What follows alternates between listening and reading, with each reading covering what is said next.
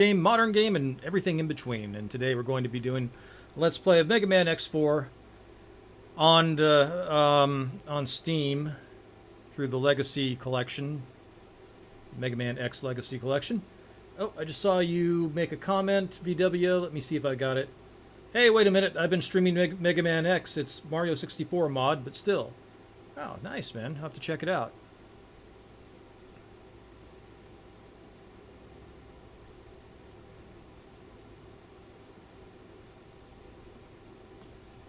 Yeah, you could do a lot with those. I think that's like they made. I think they made Legend of Zelda remakes of that.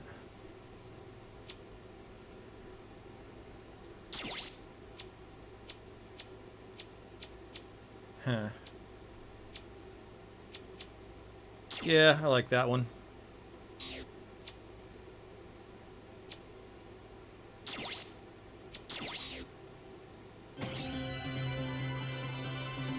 We are booted.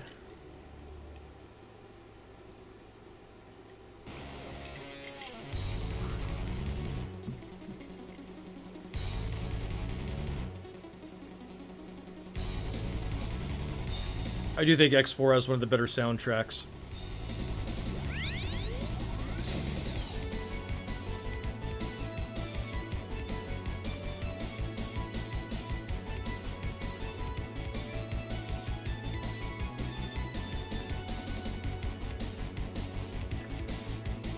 So it's been about a week since I vaped. And I'm starting to think I might have had an addiction problem.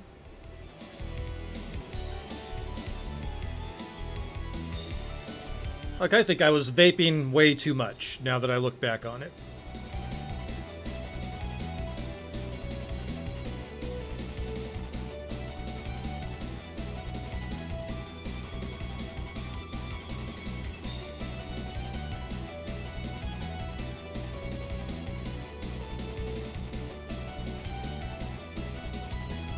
BW says, the mainline and the X series both have great soundtracks. Hell yeah, they do.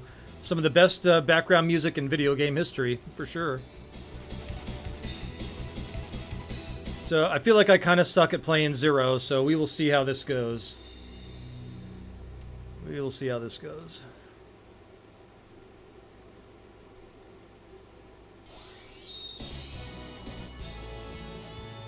Make sure you guys are getting sound, first of all. Okay.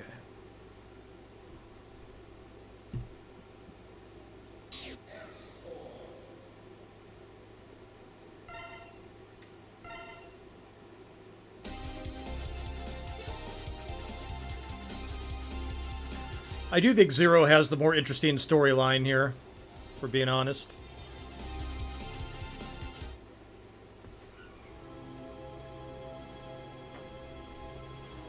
Although I don't like the retcon that he was Dr. Wily's robot.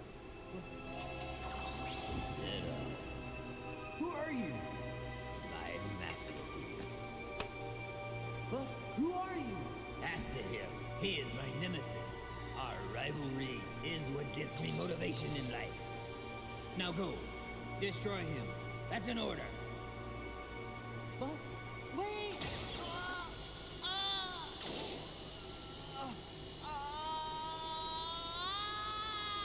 And the voice acting from Zero, whoever plays Zero, is great.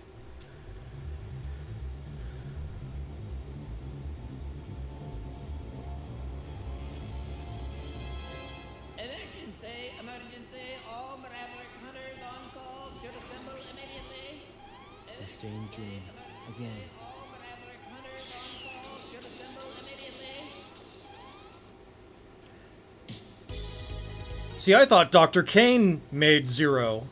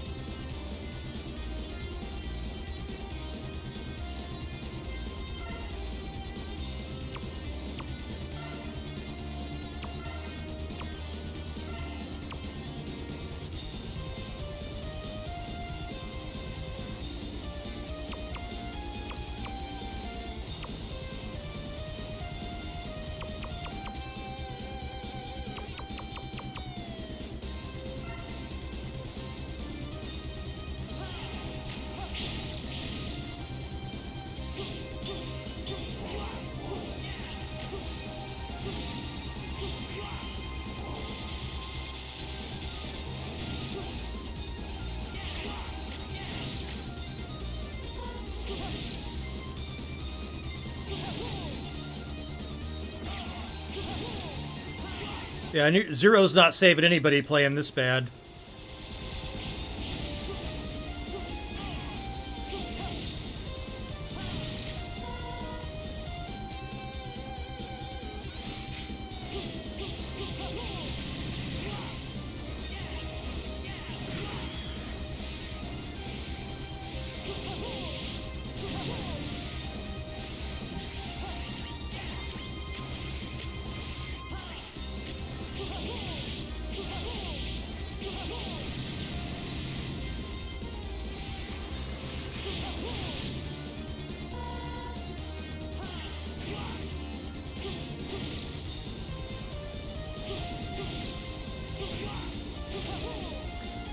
Yeah, I think until you get Slash Beast's upgrade,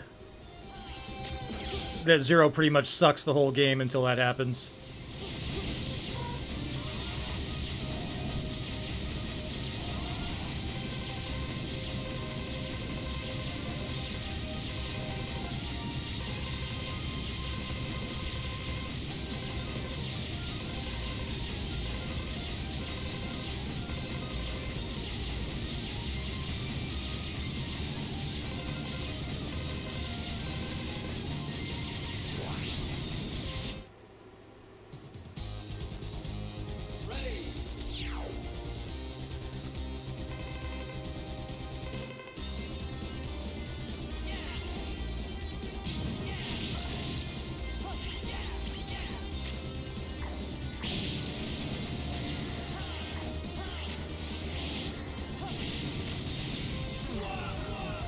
Ow.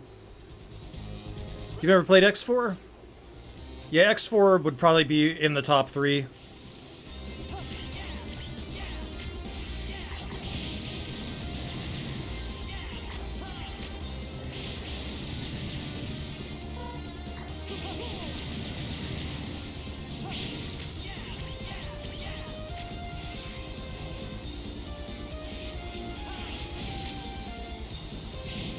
Because I thought X3 kind of sucked, so I was glad that the game got better with X4.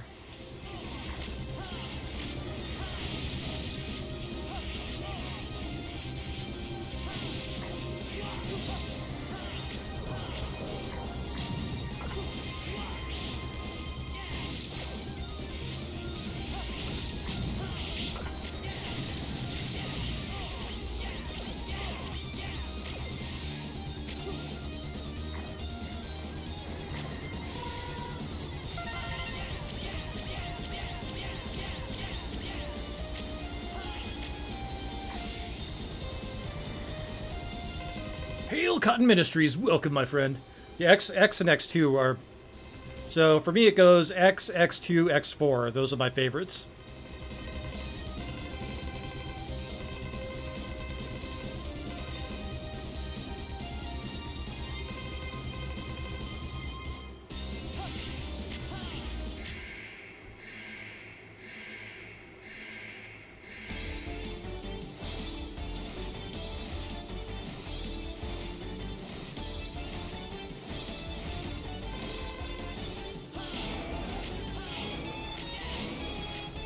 Okay, this guy is easier with Zero.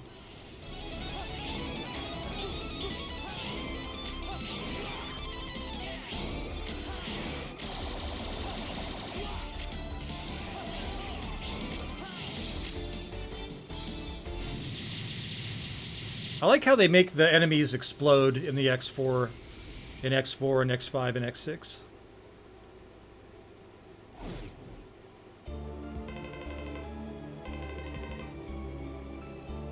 Colonel, what are you doing here? I've come to save my sister, Iris. I only hope she's okay. She's fine. I just rescued her. Oh, thanks, sir. I owe you one. Colonel, I have a question for you. Did your unit attack this place? What are you talking about? Repla Force came here for help. We weren't involved in that attack. They suspect you've become a maverick. What? Disarm and come with me to the HQ. I'm afraid I can't. Soldiers never drop their weapons. I won't do it. Not even for you, Zero. Then they'll think you're a maverick. So be it. The Repla Force prefers war over dishonor and shame. Goodbye, Zero. Wait, Colonel, listen to me. See, I like X4 because X4 actually has a good story. Neither one of these guys are the good guys or the bad guys. You can see Repla Force's perspective.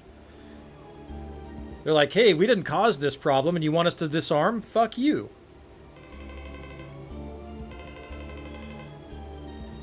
And so what ends up happening is you really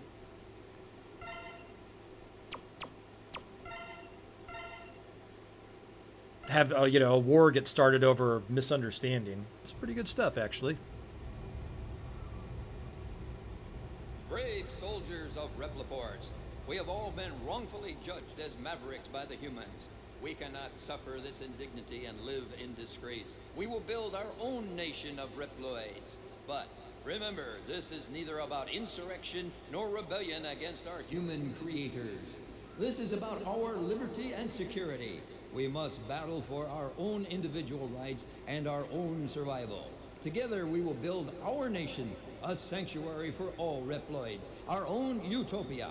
Let us forge onward towards a new golden era for the Repliforce. So the general's kind of a Marcus Garvey type. The general sentiment. Take heed, we have no other choice. Let us fight valiantly, with courage and pride, without fear, for we are the Repliforce. You know, he's got like a bunch of shrimp boat captains. They're getting together. They want to have the robot homeland.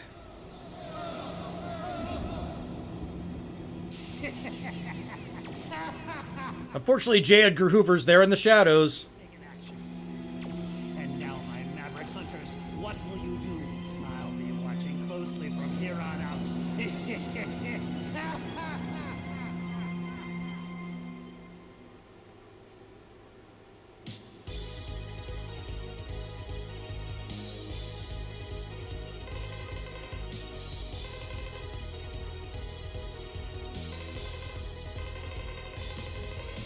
Please don't fight against him.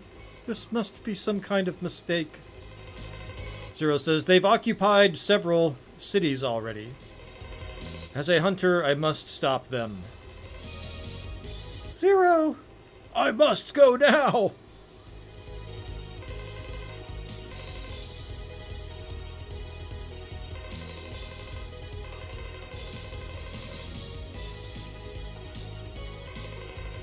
Vigilante Williamson says, I've never heard of a Marcus Garvey Mega Man comparison. Me neither. That's why I invented it.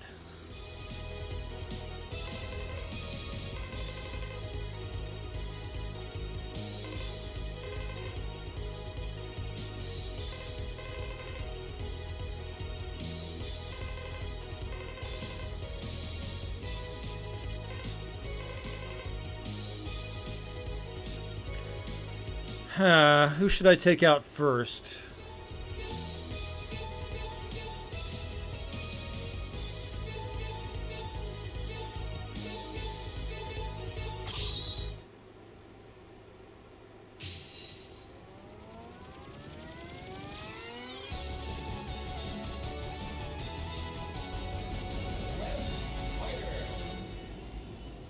Cotton Ministries says, have you ever been watching a stream in our community, and the nerd level reaches an incredible amount where it's too much even if you like the subject?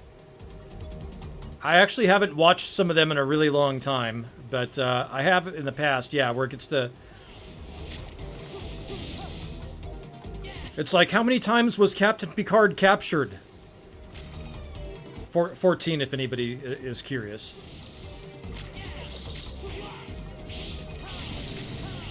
Wow, these graphics are great. They've really held up well. I mean, I do think they use a little bit of trickery to clean up the image a bit for HD, but not bad.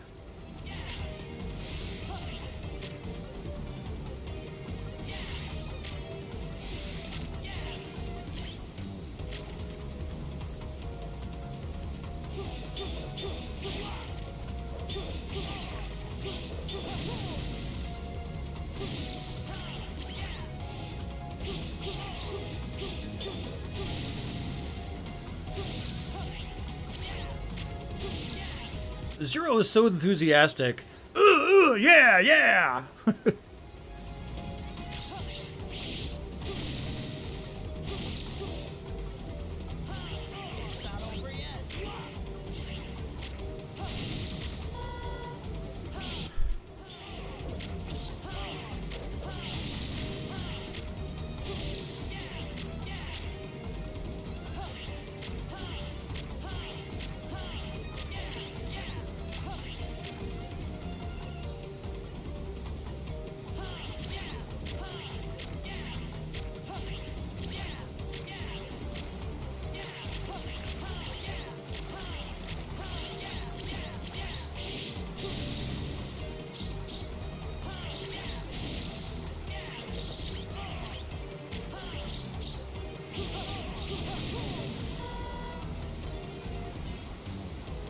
Cotton Ministry says, there's one coming up where I really like all the people, but their dork level gets way too high. Sometimes I gotta tap out or I start being mean.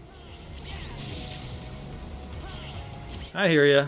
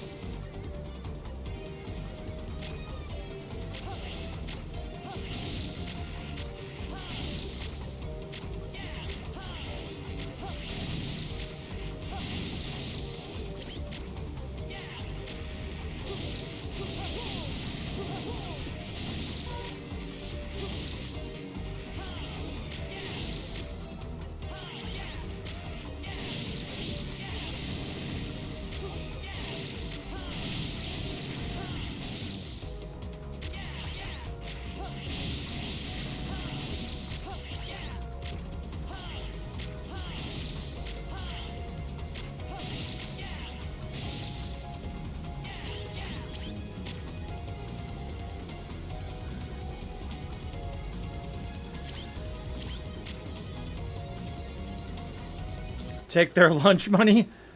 This sounds great. You gotta send me a link to this one.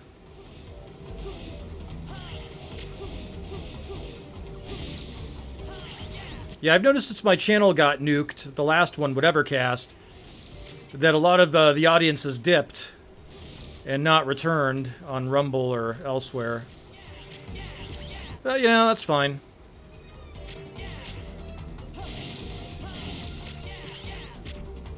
I also don't really talk about those subjects anymore either, so... I'm like, it's dead, Jim. It's dead. No, we want Disney to make something we will like because we want to give Disney money, and these are our modern myths. Why don't you make something new? I'm making something new, and even if it never sees the light of day, I will at least know that it's an amazing story. I'm getting mad!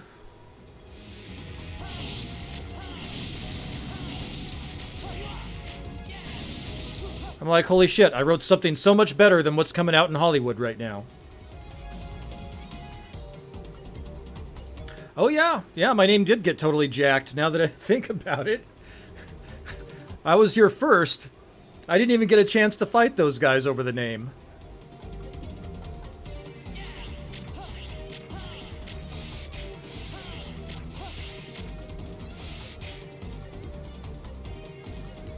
I only caught one episode, or one... I only had I only caught one episode, and I liked it because they had on this phony feminist, and they're just asking her basic questions about her beliefs that she very vocally and loudly espoused on social media about how men are a real problem and that we're pieces of shit. You know, the whole feminist gambit that males are responsible for all of the world's problems and they're horrible oppressors, and fuck you for life being so easy and rolling out the red carpet for you because you don't get a period every 30 days or some such nonsense. Anyways, they had her on and they started asking her basic questions about her feminist beliefs. And she said, and she started crying like she couldn't answer the basics about her beliefs, why she believes these things about men. And I thought that was great. I thought that was amazing YouTube.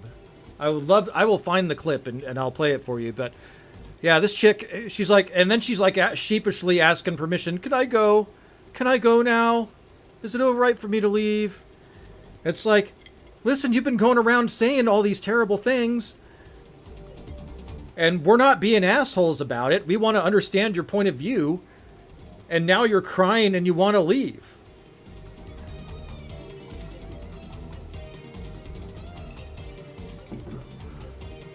Hail, Victor Fontaine. Welcome, my friend. Cotton Ministry says, maybe you should start a podcast where you belittle a panel of prostitutes. I actually have a friend that has a topless talk show, and he had a YouTube channel where he does like boob reading, and his channel got deleted from YouTube. But yeah, that dude will just advertise for boob readings, and women will come there and they'll let him touch their titties. I mean,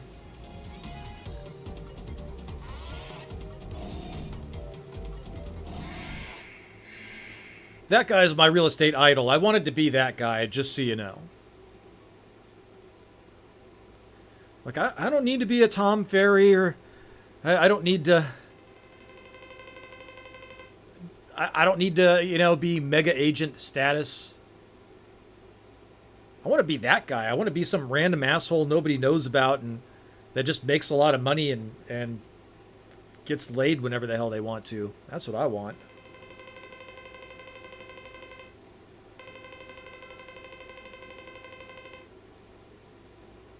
I may not have a lot of money, but I can occasionally pull off getting laid once in a while.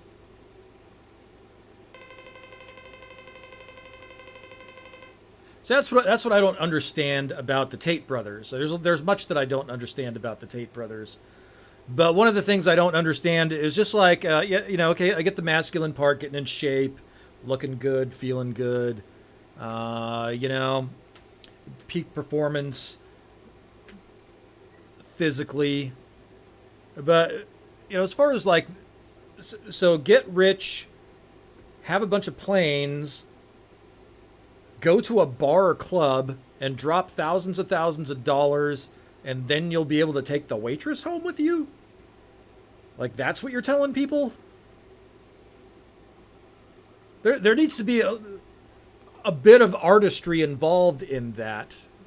When you're trying to get laid, there's got to be a little bit of difficulty involved. There's a lot of rejection involved. It's a lot of honing skills. Looking at the signals, looking to see if that's nervousness or what that, or if that's interest, and then how do you get it? How do you get the opening in there? And then there may be physical chemistry, maybe there's not other chemistry, and how do you deal with that? How do you change the subject when you need to change the subject? When do you get to the place where maybe there's even a little bit of physical contact? Whether that's an arm or a hand or whatever it is. It's just, I feel like stuff like that would be more useful. Maybe how to get laid when you're some broke random anonymous asshole in the world.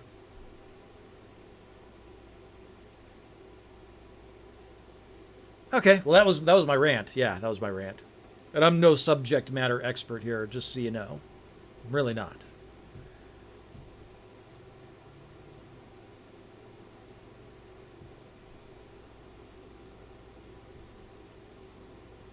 Yeah, oh yeah. Where were we at? Belittling prostitutes. Yeah, I could do that. God Ministry says the highlights of that show are funny, but I can't watch the whole thing. Yeah, like that's I only watch the highlights. It's honestly, man, it's almost like domestic abuse. The way that chick just gets her, starts reacting as they go on, and they're trying to be super friendly, and she's just like, oh no. Cotton Ministry says I watched an entire episode of it when one of my favorite female comedians was on. That was awesome. Nice. Who was it? Who's the favorite female comedian? I think you told me. I don't remember.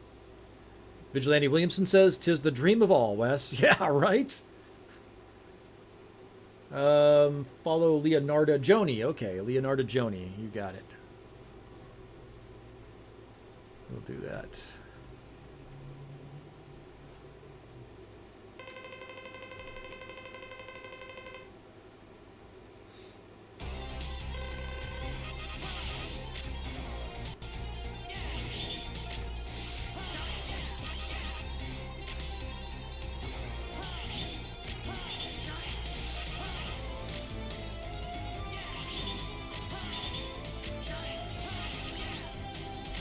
Oh, wow. Maybe Zero's easier. Yep.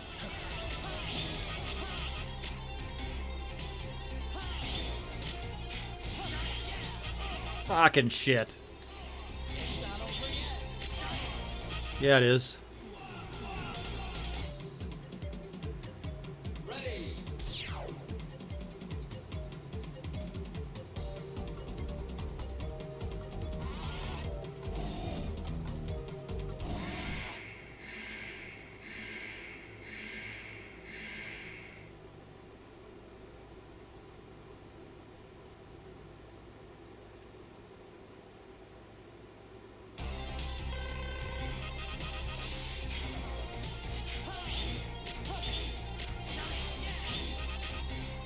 Okay, so he's different when you're playing as Zero. 1, 2, 3. 1, 2.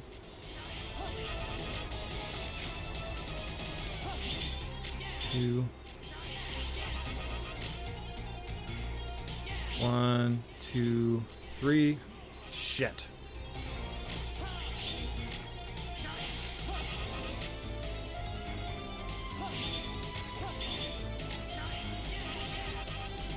Yeah, yeah! Zero's so much more enthusiastic as a fighter.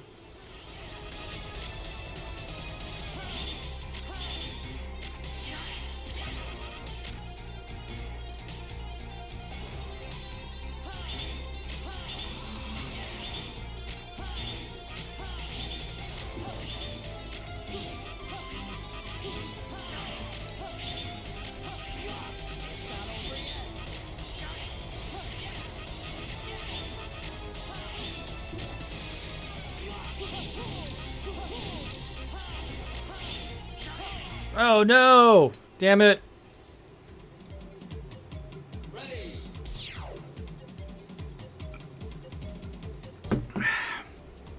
Boy, they make this Skittles, this C24 or whatever energy drink, and they make this Skittles flavor that, I'll be damned, tastes exactly like Skittles. Now, it says it's sugar-free, but I'm sure whatever's making it sugar-free and taste really good, it's probably rotting my insides out. So, well, at least it's not turning the frickin' frogs gay, you know? Maybe it is. Maybe it is turning the frogs gay. I don't know.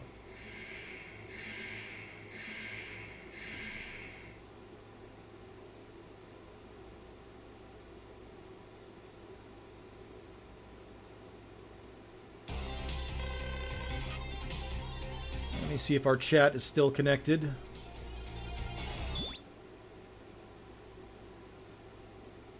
Okay, chat is still connected. Just making sure.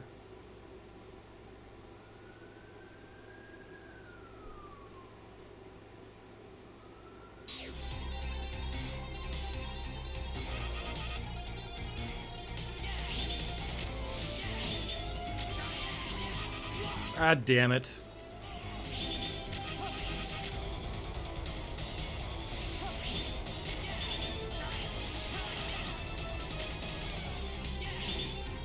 Two.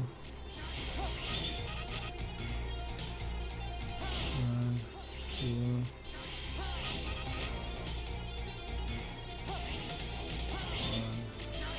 Fuck.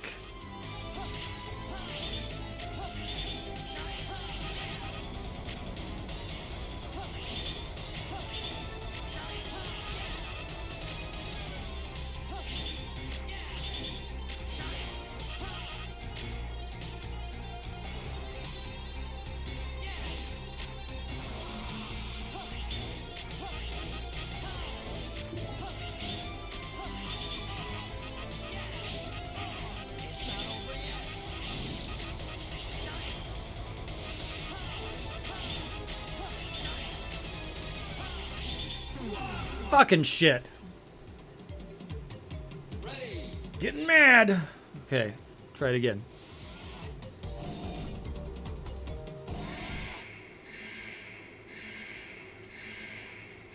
You know what's funny is I used keyword block on Twitter X and I blocked Star Wars. And I swear to God, if you want to see a lot of something, block the keywords. Because I see nothing but Star Wars now on Twitter X.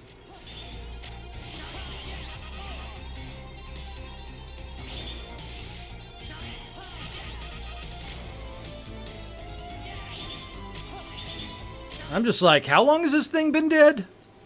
We're still talking about it?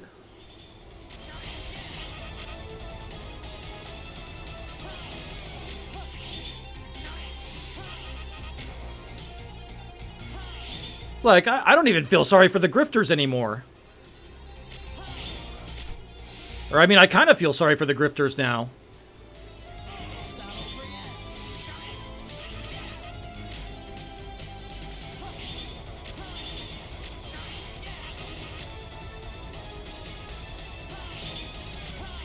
Just, you know, think about that Star Trek Picard Season 3 review where it's like,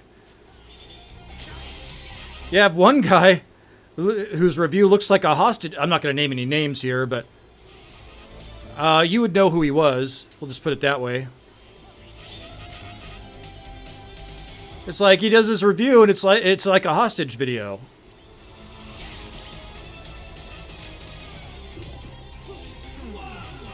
Okay, that sucks.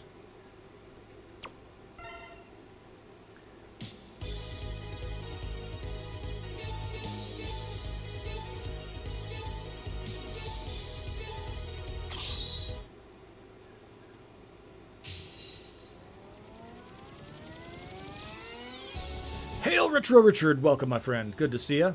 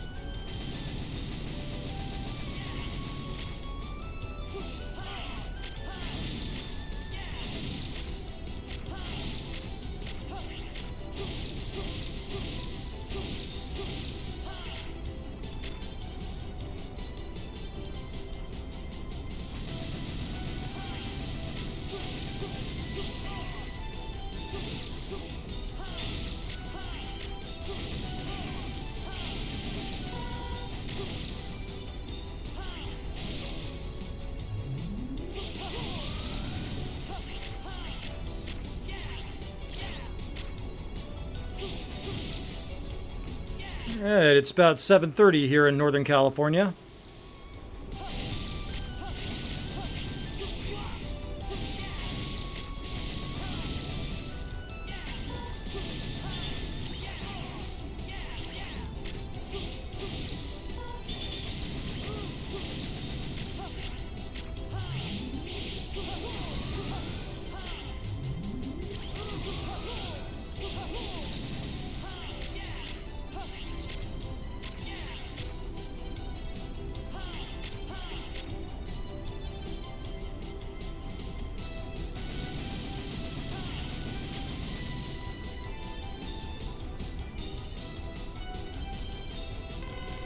Sort of.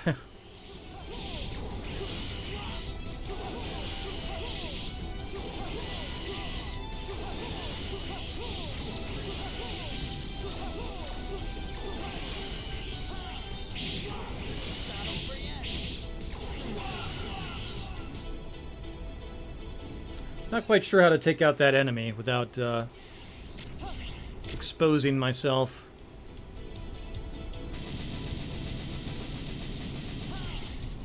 Nobody would like to see us exposing ourselves.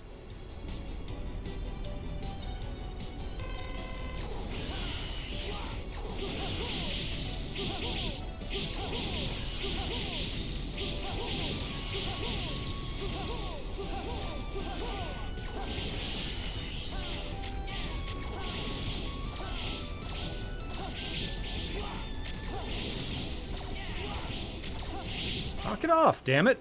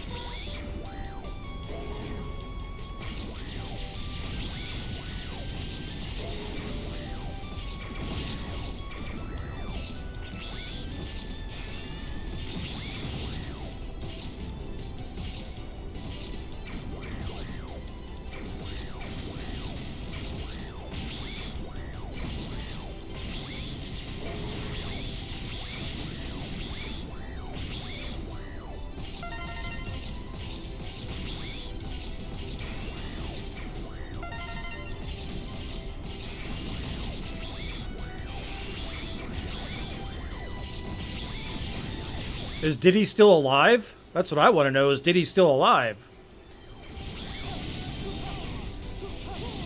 Diddy's days are numbered, man.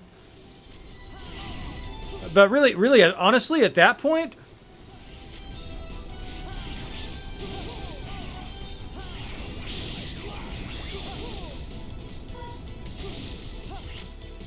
At that point... Like, what if you're Diddy, what have you got? Honestly, what do you have to live for? What do you honestly have to live for at that point?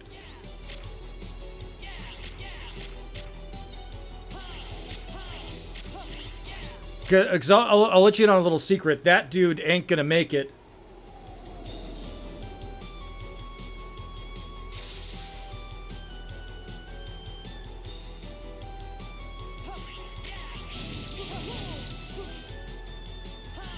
Sorry, I was reading the chat.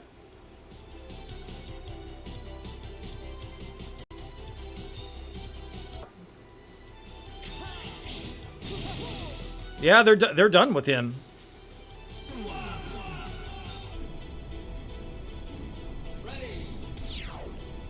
You know, it just confirms what a lot of people already suspected was going on anyway. But there's a difference between knowing and knowing. And sometimes it's like, oh, I know that stuff goes on, but, you know, I'm just not going to pay it much mind. Versus, oh, wow. If it's that pervasive, and all these household names, if that's what it takes to be a household name, then, wow. I mean, the whole system is Well, that would mean that the whole entire system is completely and totally corrupt.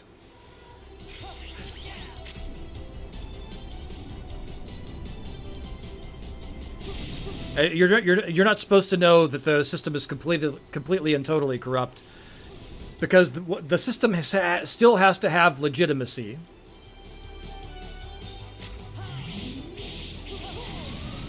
Right, and if the whole thing it's not, what you know, it's who you know. You scratch my back, I scratch your back. I'll get these people to get my enemies under control for me. And merit just doesn't even enter into the calculus. It's like, why even participate?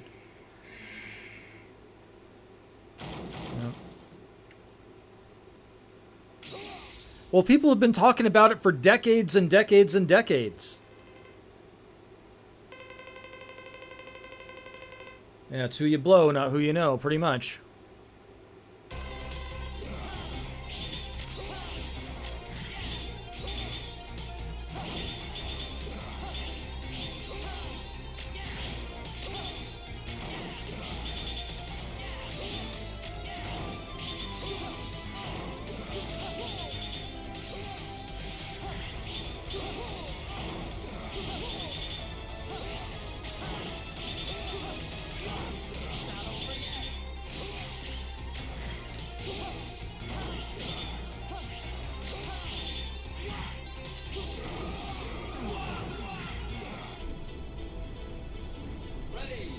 Thought for sure there's an energy tank somewhere in this level.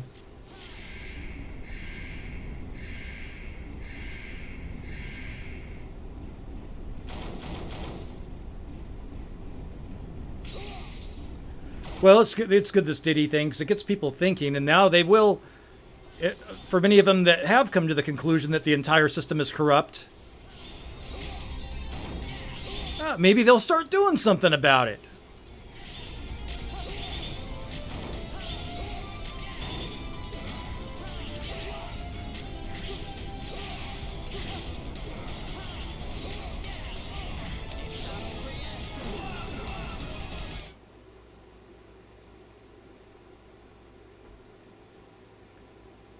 Richard says, as someone who grew up listening to Bad Boy and Diddy, this was very sad.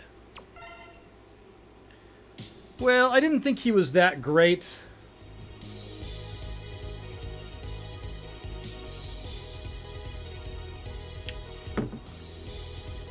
But yeah, man, he makes Suge Knight look like a fucking piker.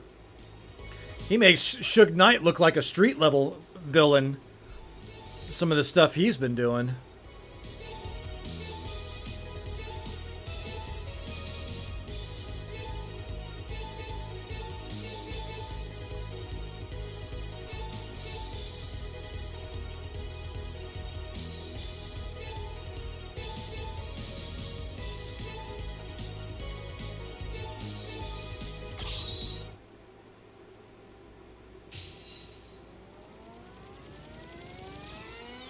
You were a Puffy super fan? What? I didn't even know there was such a thing. Cotton Ministries says, as someone who grew up calling that shit gay, I feel very vindicated. Well, you should, Papa. You absolutely should. It literally was.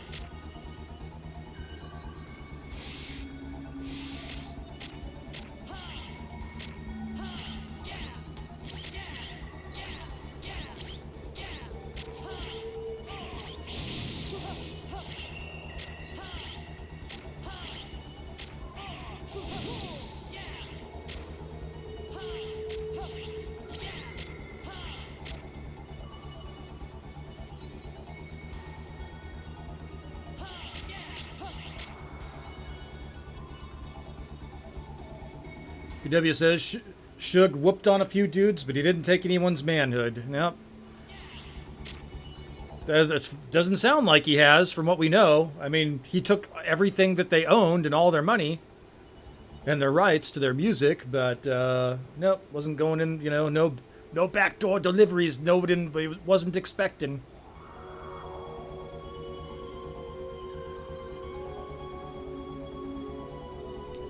What is going on with my? That's weird.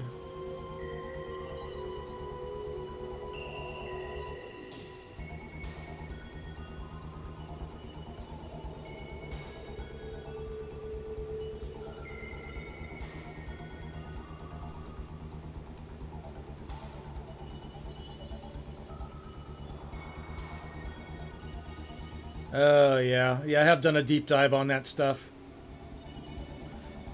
Yeah, gay for pay. Yep.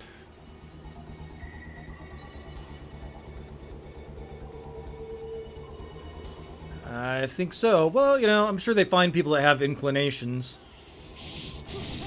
Or, you know, people when they get on drugs, they'll do all kinds of weird shit.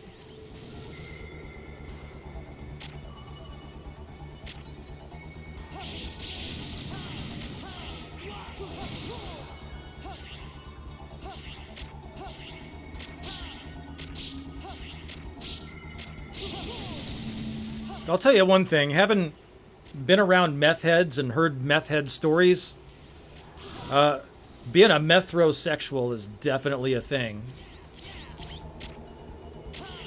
I mean, they'll just have these crazy, they'll get all hooked, you know, get on that speed, man, and they'll just have a massive orgy, and like whatever hole it goes in a hole, and that's good enough for them.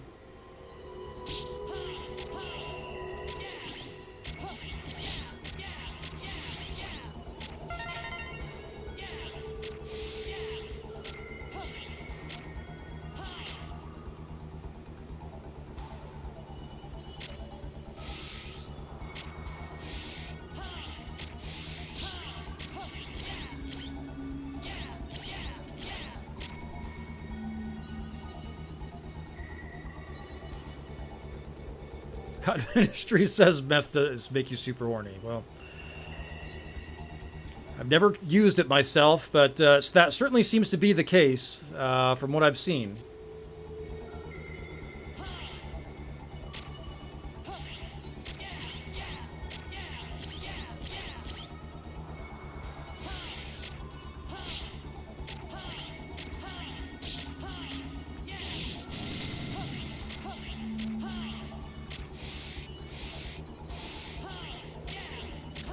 I think that the Reverend Ted was using meth when he was with that prostitute.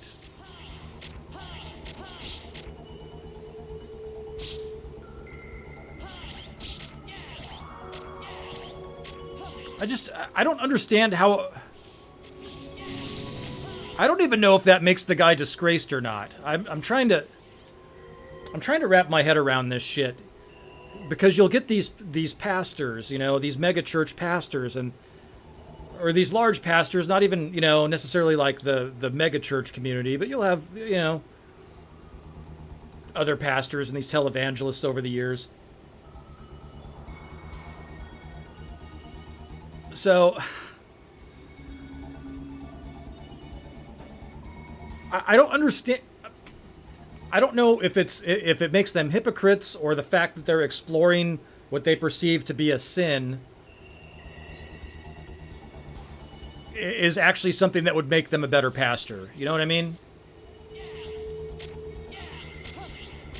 Like, does that make them a better pastor than a pastor that hasn't had those sort of temptations?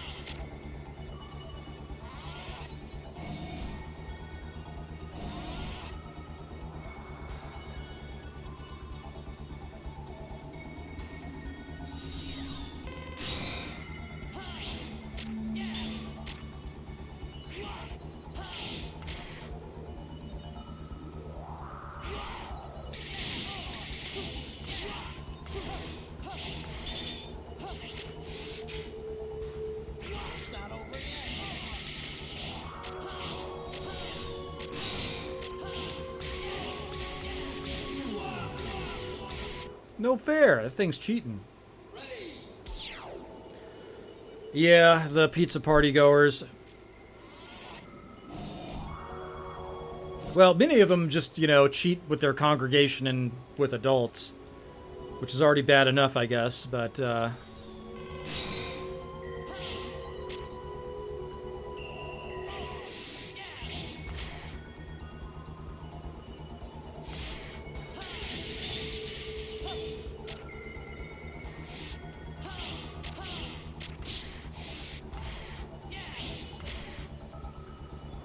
feel like I'm doing better this time.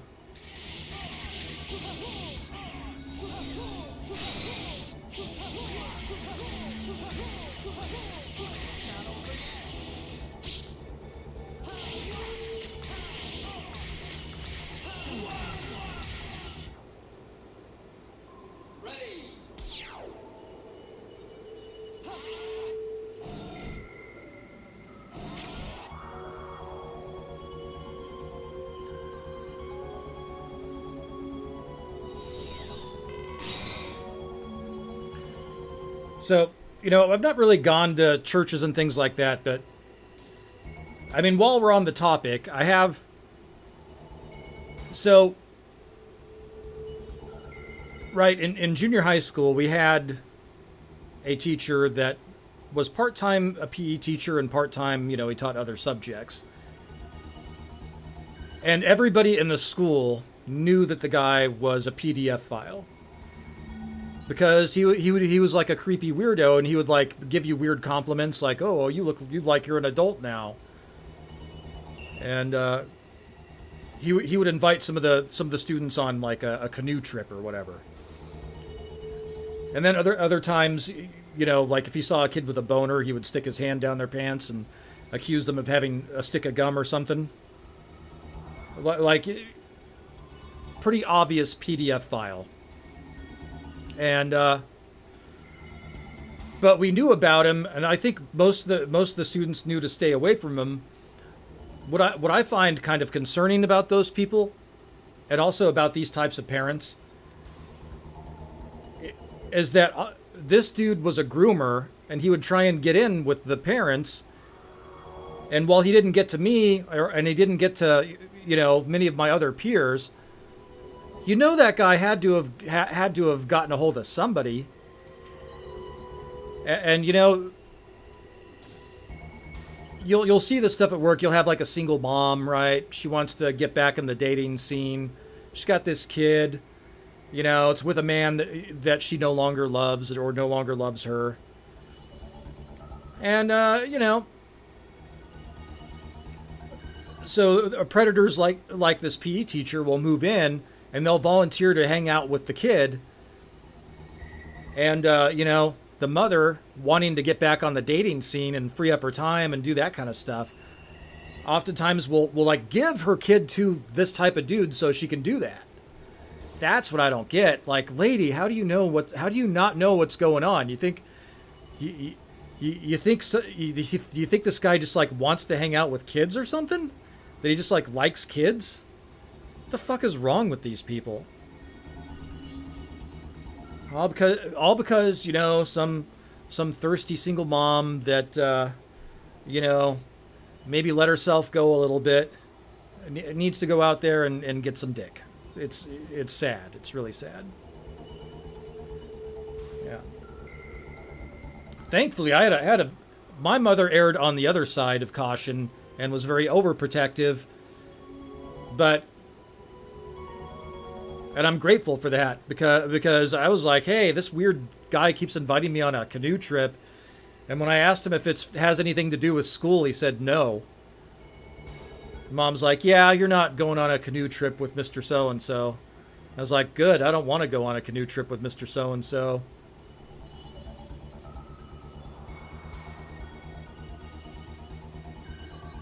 PW says single mom strike again. Well, my mom was a single mom and she's overprotective, which is good. So thankfully I didn't have a situation like that. But yeah, anyway, so a lot of the parents started complaining about this teacher. And you know what they did? So I'm not even kidding. Once a teacher gets tenure, it's very hard to fire them. they made him the vice principal of the elementary school where he would have to deal with the little kids because they found out about his reputation and they realized that he only liked prepubescent, teenage boys, and he didn't like the little kids. So they're like, oh, we'll just move him with the little kids where he doesn't have a problem with that.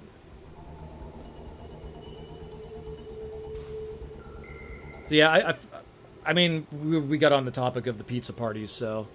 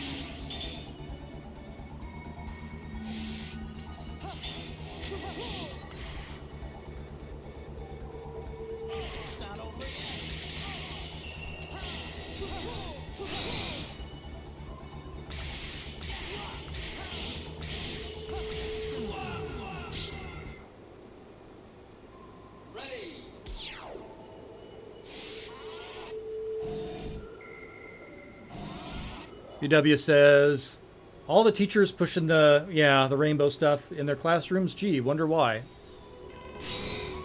Well, I mean, do you really need to be pushing that stuff in elementary school is the question. That should be something that is learned at home. Like if the child has somebody in that that category in their family, they can explore it in that way.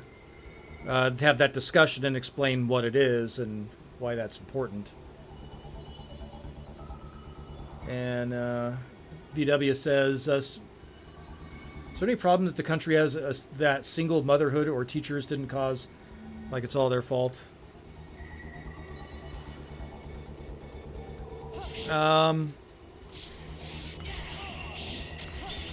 For sure it has caused new problems. Now, look, toxic masculinity, in a way...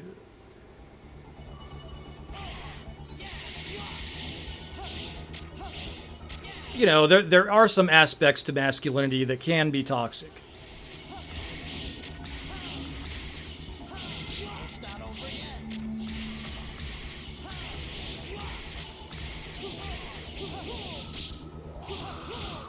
But what we did was we overcorrected, I think, on that stuff. Finally...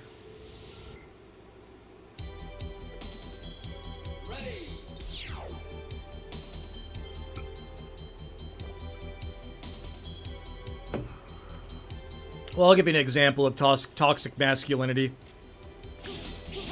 I had a friend who's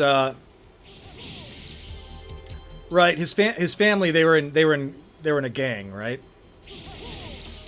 And the dad wanted him to be in the gang too, and so his dad would like humiliate him and made him go out and sell drugs and would get into fights with him and stuff like that. Stuff like that is toxic masculinity. So, I do think that we did have a toxic masculinity problem, but I think that's something that mostly has been kind of done away with now, right?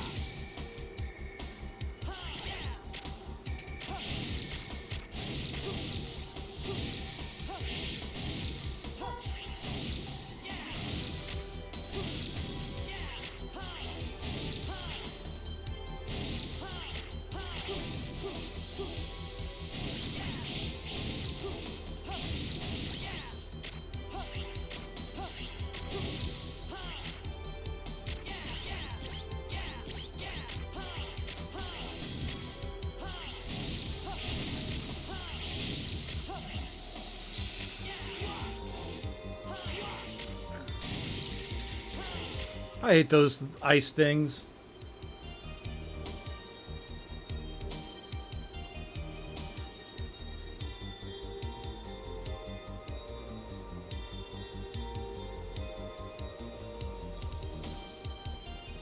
Yeah, it's possible.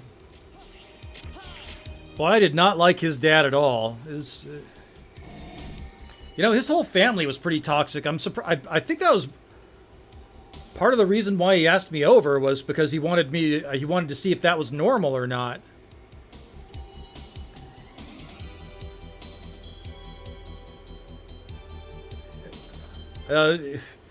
I mean, boy, were you asking the wrong guy about normality in a family situation, but it seemed a different kind of toxic and bad than my family.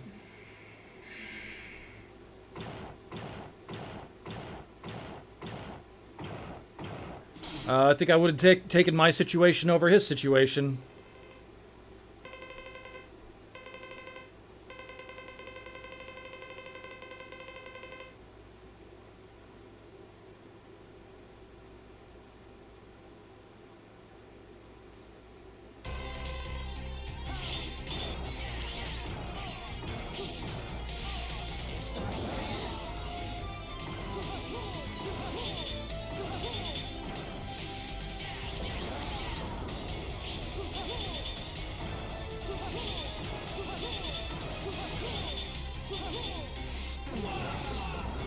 Okay, let's try that one again.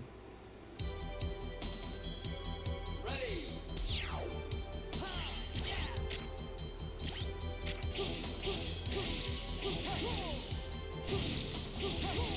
But yeah, no, you know, his mom wasn't great either. His mom was actually not. She would join in on the teasing and stuff. And man, what a hairy woman. I don't think I've ever seen a woman with that much hair before.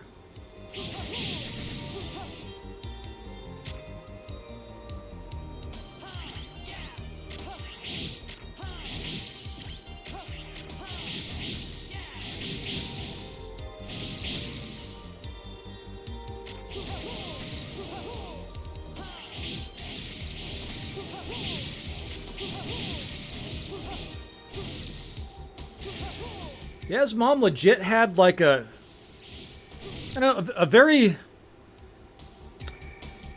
very female high school gym teacher kind of look about her. Yeah.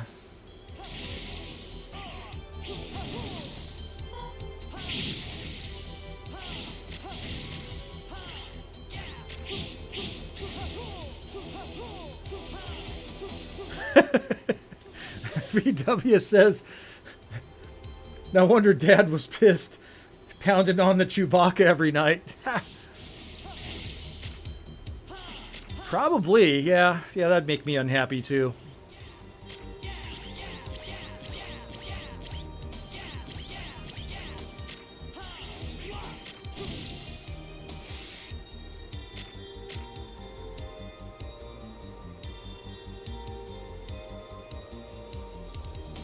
Cotton Ministry says, raising children who aren't yours is just begging to get you fucked over. Yeah.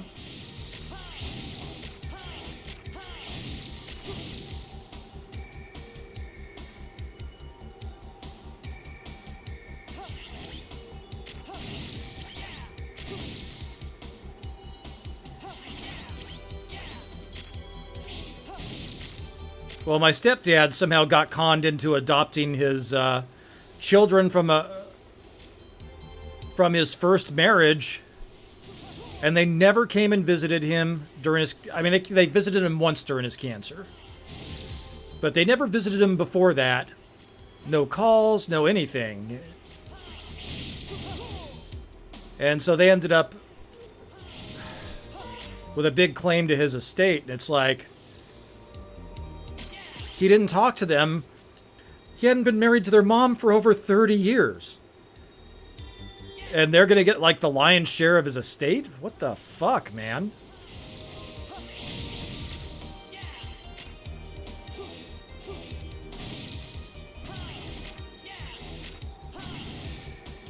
I mean, to give you an idea, You know, that he had been married to my mom for 20 years when he died, the year he died.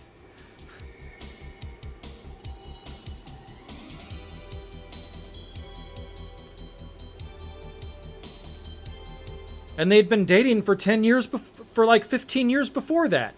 Like that's how far off these other kids that he adopted from his previous marriage were from having any kind of a relationship with him.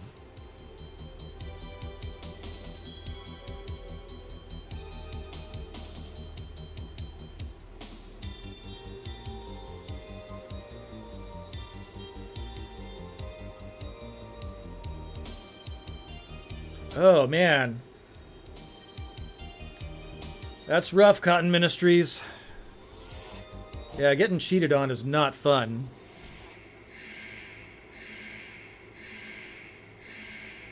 Especially when you don't see it coming. When you don't see it coming, that's like getting slapped in the face with a wet towel. That's really pretty awful.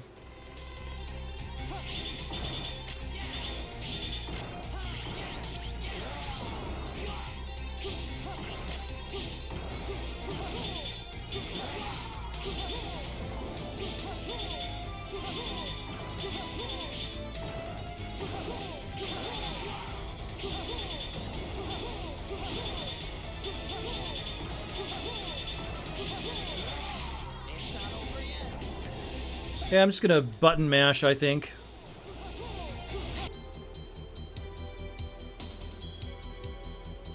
UW says, can't do the stepdad thing, it doesn't work. You know, the only time I've seen it work is if you get like an older woman that gets her hands on a much younger dude when he doesn't have a lot of experience.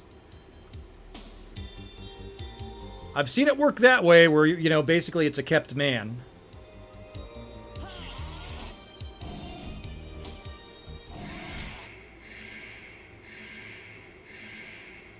Yeah, that dude's like a trophy husband. That is hilarious seeing those two.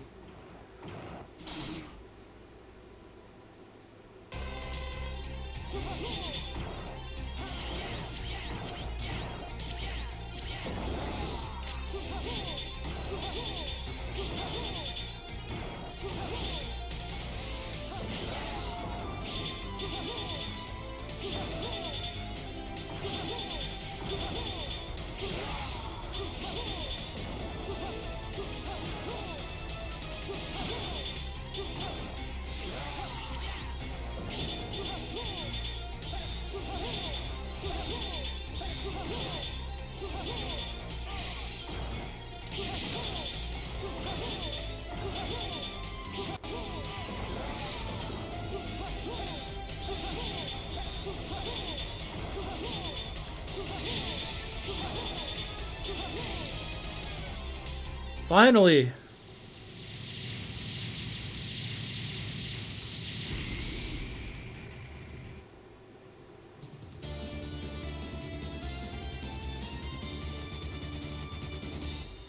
Single moms can go fuck themselves. That's funny.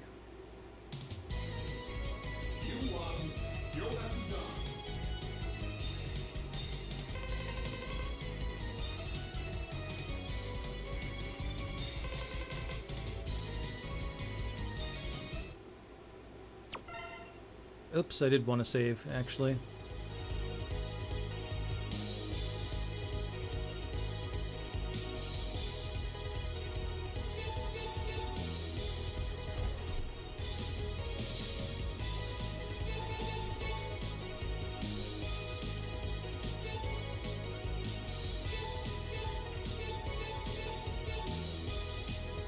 Wow, really? That's pretty crazy, Retro.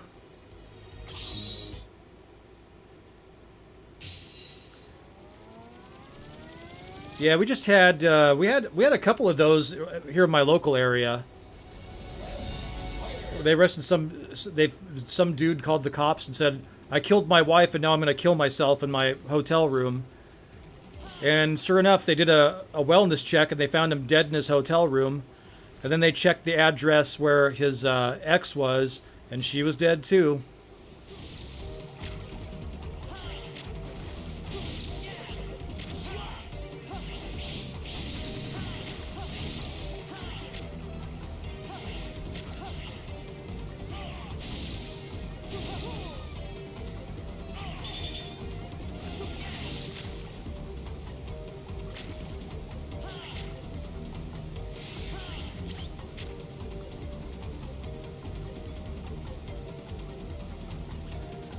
Yeah, I mean,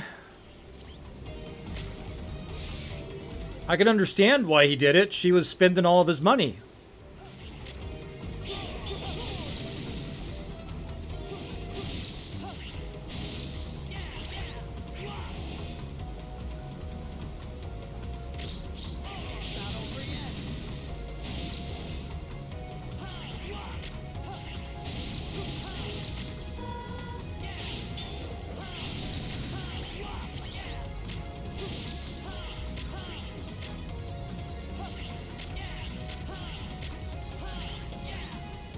God damn it.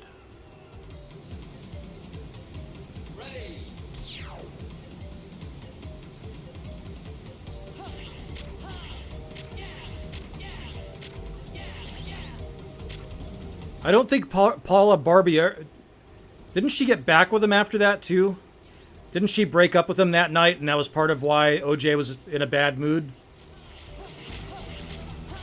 And she's like, did you kill your ex-wife? And he's like, no, I didn't.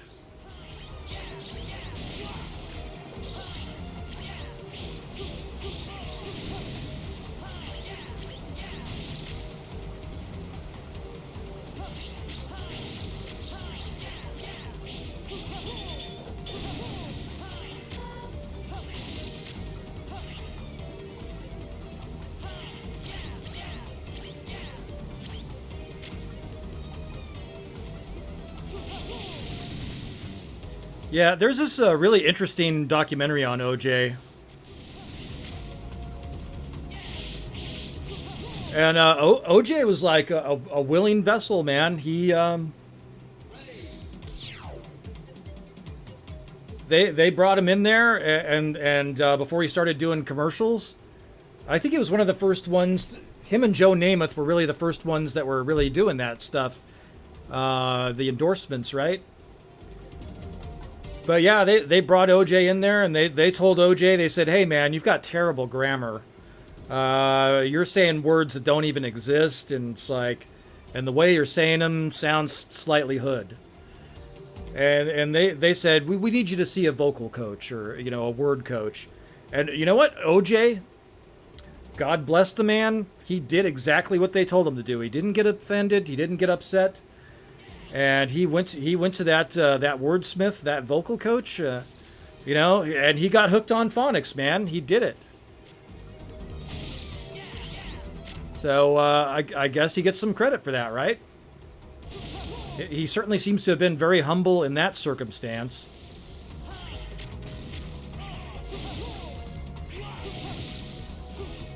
But yeah, not so humble and easygoing guy when it comes to stuff like...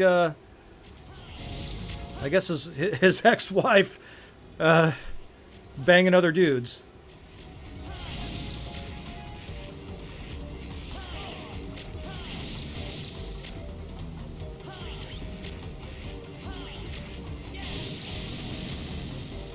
Ministry says, if you need tampons, stay home. No toothbrushes, no tampons, none of that shit gets left at my house. Fuck no.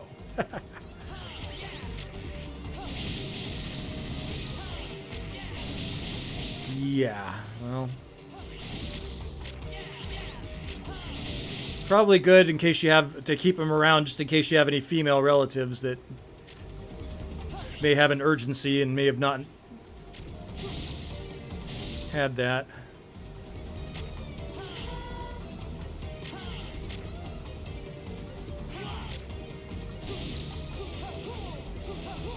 I know that was one of the lessons that my dad had to learn when my little sister visited during the summers, that he had to have that stuff.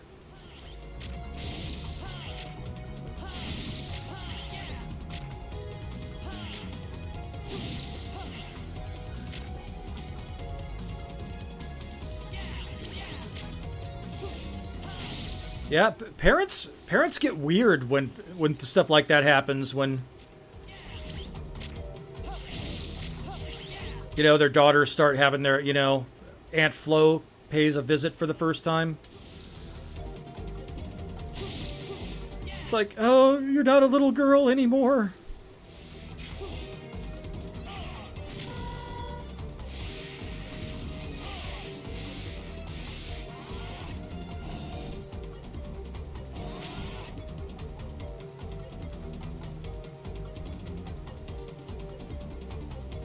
Yeah, you're right.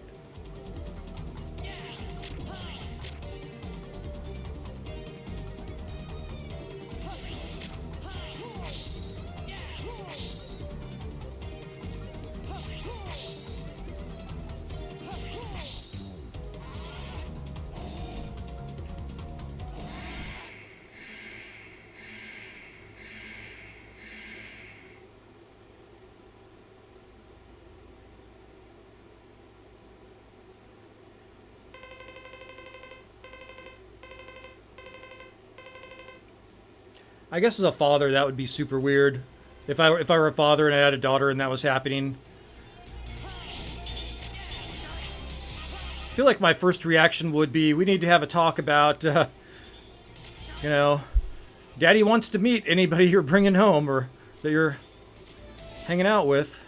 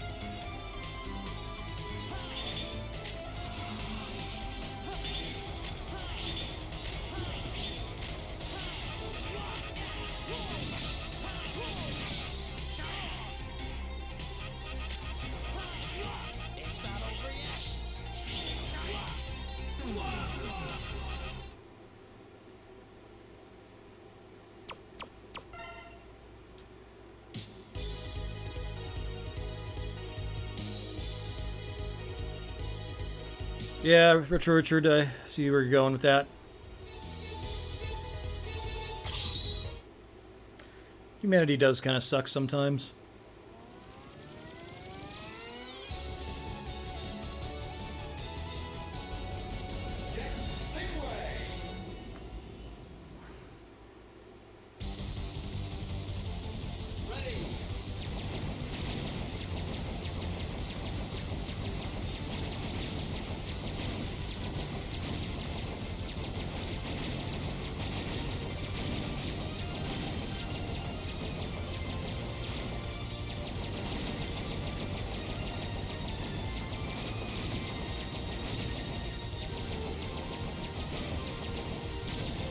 Dang it.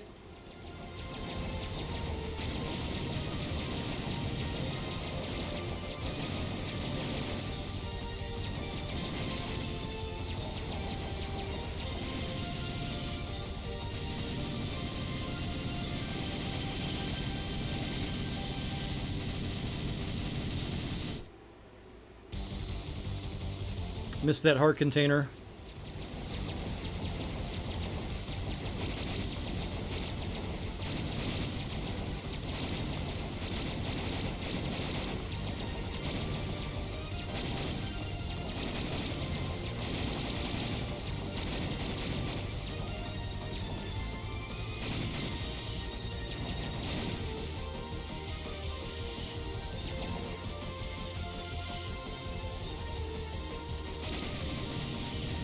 Damn it. See, that's cheap. That's a cheap death. I don't like that.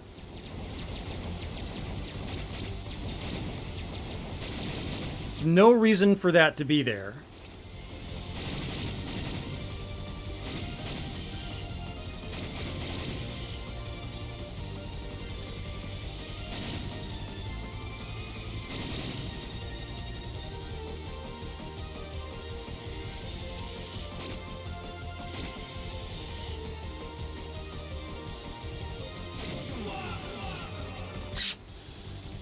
Getting mad.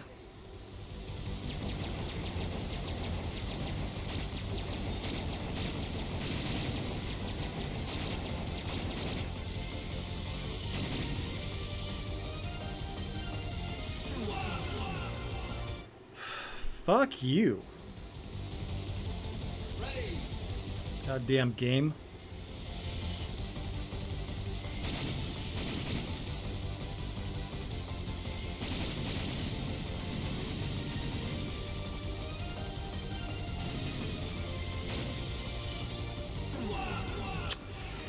Piece of shit. Ready.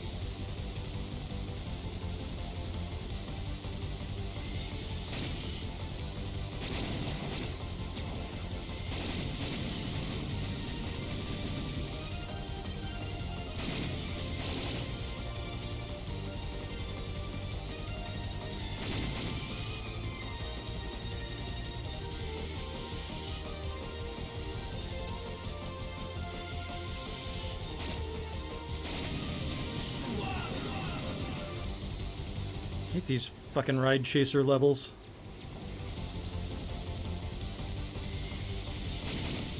Come on, man!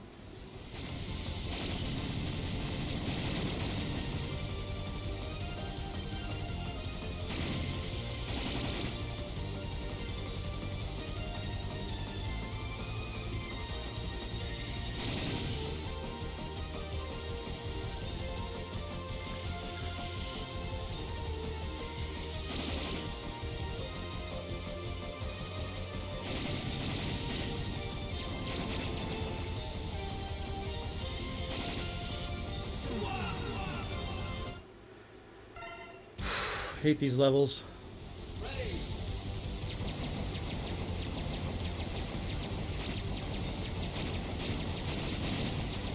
So it's funny, I was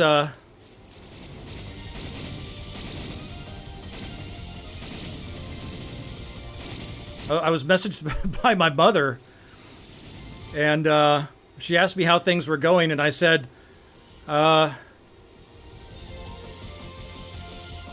life seems completely pointless and a waste of time.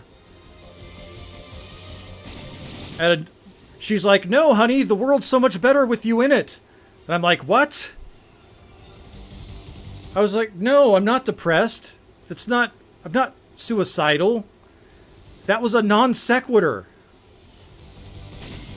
That was like, this is an objective fact.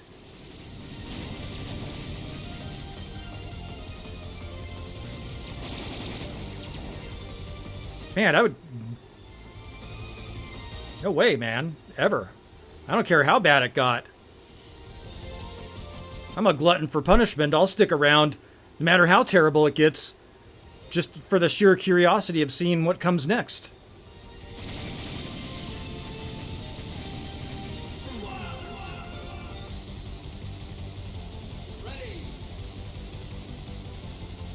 It's odd that she doesn't seem to know me well enough to know that that was a joke.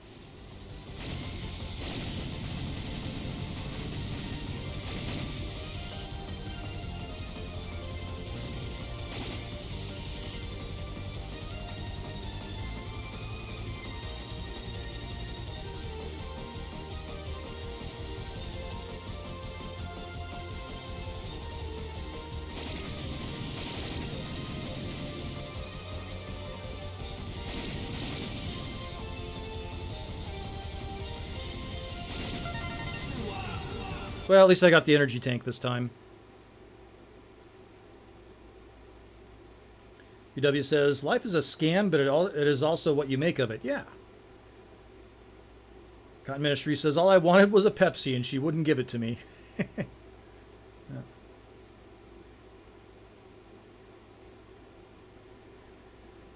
But no, I just, yeah, exactly. Exactly, VW. And she asked me to elaborate, and I said, I'm a smart person. And this world this smart people are not valued in this world. People that are valued in this world are, who you're connected to, who your connections are. That's what your worth is in this world. And she's like, oh, okay, that makes sense. UW says, moms don't understand their children as adults. We're totally different people than the kids they remember. Yeah, I think that's much of the problem here.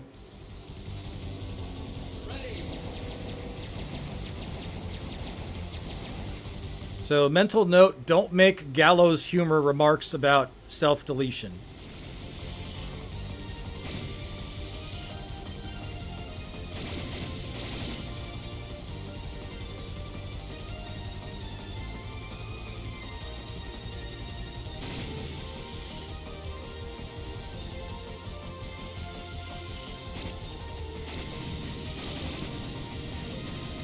At least not to your mom, yeah.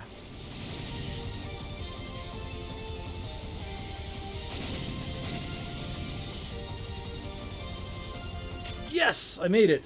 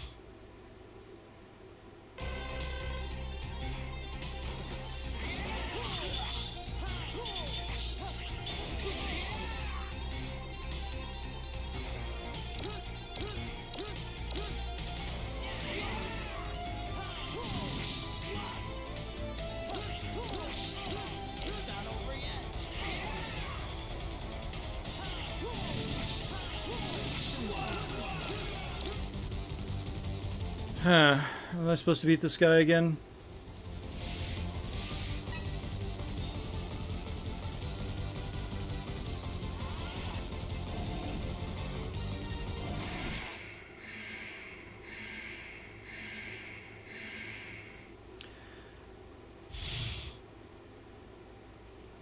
Now, yeah, the only thing that I'm upset about right now is really just being broke. That's all I'm upset about. I'm not even that super upset about it. It's just, I'm just like, oh, I thought at this stage in life that I would have a lot more assets and that, you know, I would be able to enjoy the fruits of my labor a little more. That's the only thing that I'm slightly bummed about.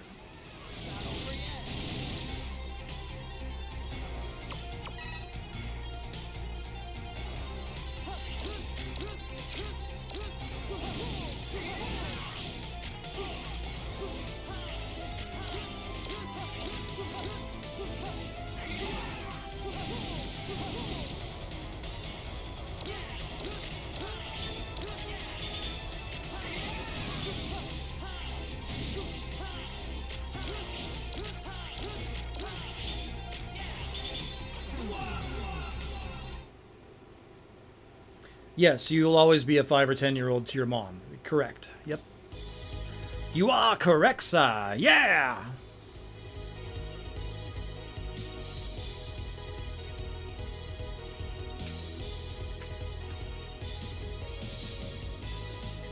Yeah, I hear you, VW. That's kind of where I am, too, with it.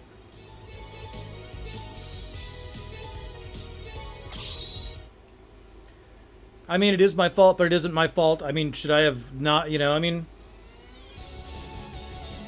A lot of stuff I could have done differently. The road to hell is paved with good intentions, though, and you know what? I never should have gone in on a deal with my my father, that's for sure. I should have known that Grandma was lying about his sobriety.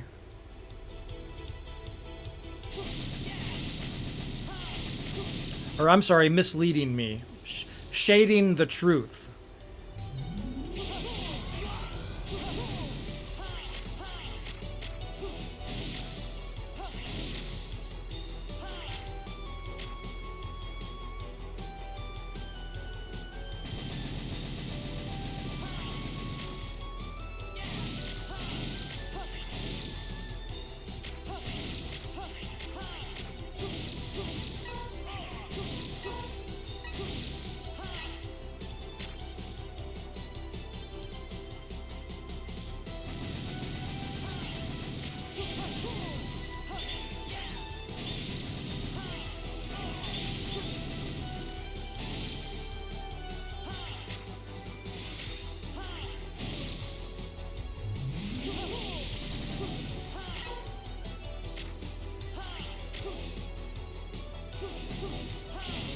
I'll tell you one thing. You know what? I know more about addiction than I think anybody should ever have to know about addiction.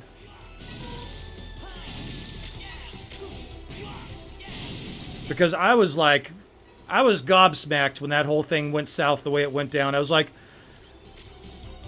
why would my own father rip me off? I don't understand this. You know, what logical reason is there for that? And when I started like talking to addicts that have been in a long time recovery, man, they'll tell you everything. They'll tell you everything.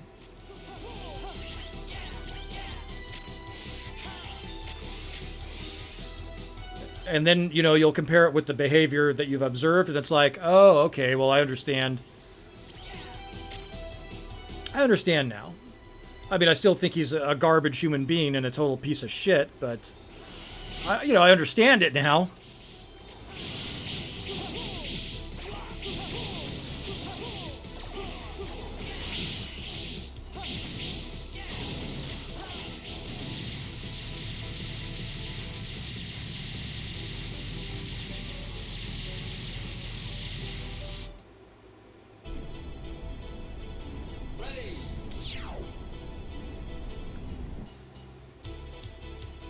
DW says, if I did it differently, I would have gotten an industry certification 5 years before I did, giving me a jump start on the now eventual crash. First tried to switch industries and it got me nowhere, yeah. You know what? I've too gooded myself out of so many jobs right now, it's not even funny. Cotton Ministry says, my daughter is in her 30s and I realize that much time has passed in reality. But yeah, she's always going to be around 9 in my eyes.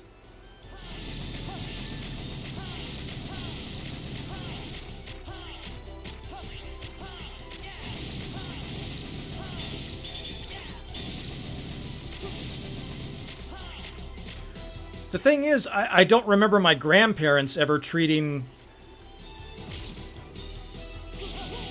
my parents that way.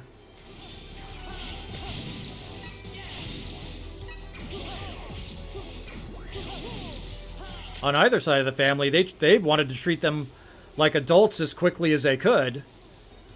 They pretty much wanted all their kids to be grown up by the time they were 16.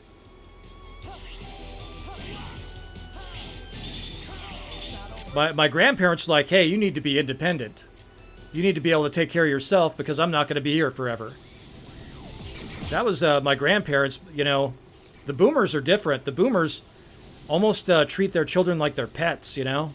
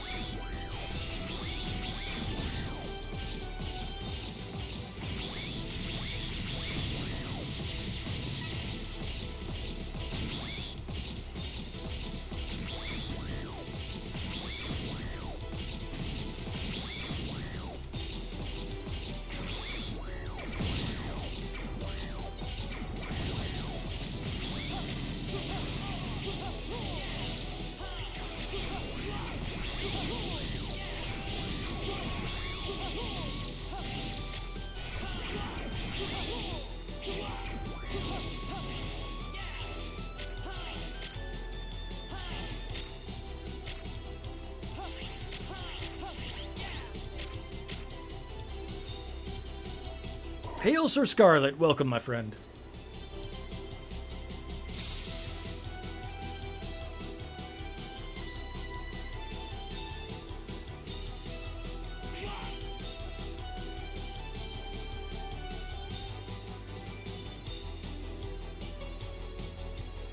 Yeah, I don't know about that, VW. I think they did, and they didn't know what it was to have kids.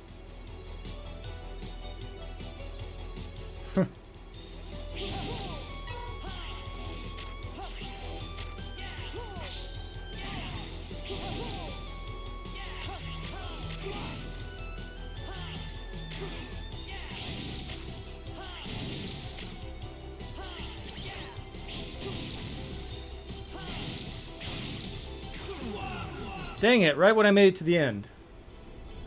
Ready.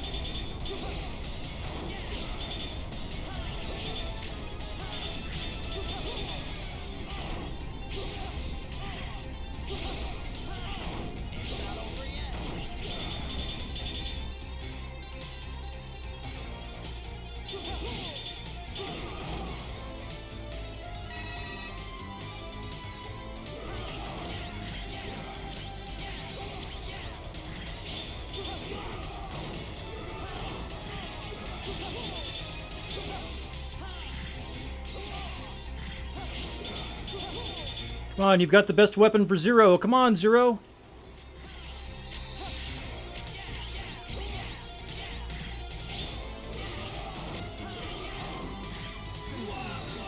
Shit. Ready.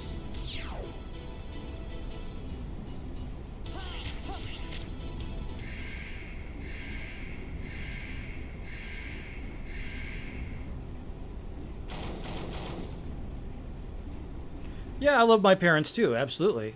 Honor thy mother and father.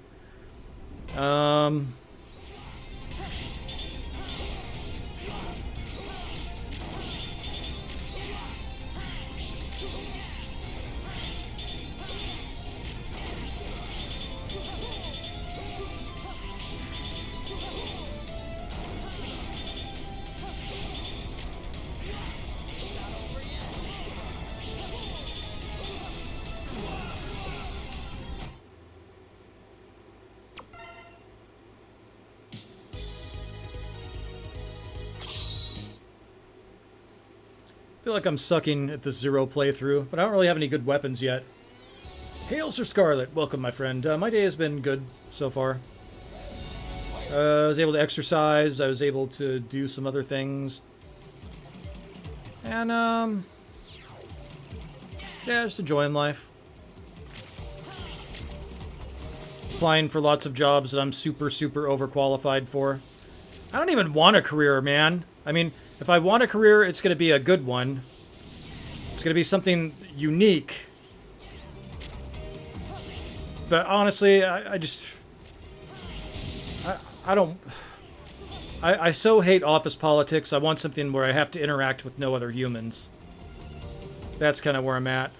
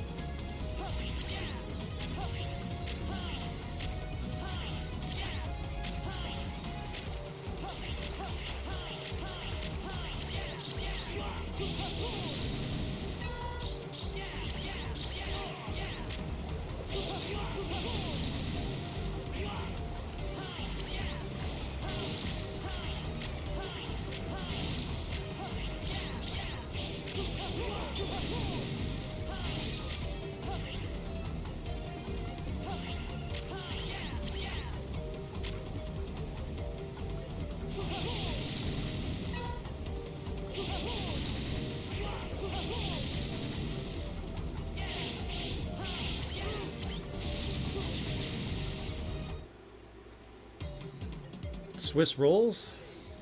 About Dutch... Oh, yeah, the little... Okay, I see what you're talking about. I never had a sweet tooth. I always liked salty foods, like chips and salsa, chips and guacamole, Doritos. I could never get into sweets. Although I did like some, you know, red vines were okay. And cinnamon candy. I loved cinnamon candy. You know, not the Jolly Ranchers. I think like Fire Sticks they were called. Fire Sticks, does that sound right? I think they stopped making them for a while. You get like the Fire Stick. It'd be, you know, hard candy, hard candy, cinnamon.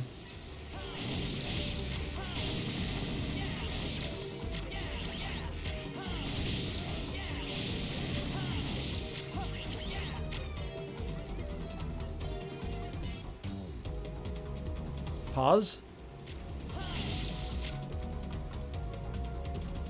Okay.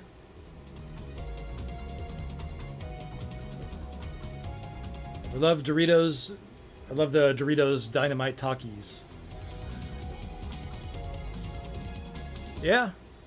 You know, there used to be this this Mexican company that made this chip called the Guaca chip, right? And I love the Guaca chip. Any of my like Hispanic friends, they couldn't understand my infatuation with the Guaca chip because they thought the Guaca chip was disgusting. But I'll be damned, I loved the Guaca chip. I thought it was way better than any Dorito I've ever had. And then some big American company bought the company that made the Guaca chip. And then Doritos started making their own guacamole chip. And both of them were ruined. Now the original company's Guaca chip sucks. It tastes like cardboard now. And the Doritos guacamole chips suck. Yeah, look it up, man. The Guaca chip.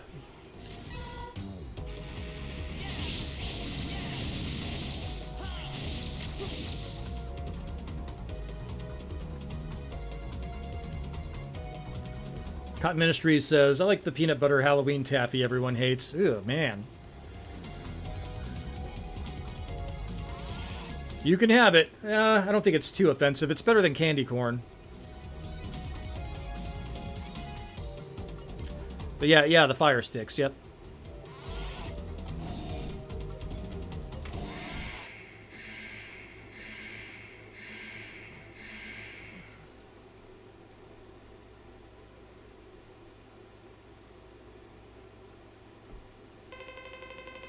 Oh man, they used to have like fake cigarettes for kids when I was a kid and all kinds of cool stuff. They got rid of all that stuff when I was a kid. You know, die-cast frickin' metal. They got rid of that too because kids were getting their teeth chipped on them.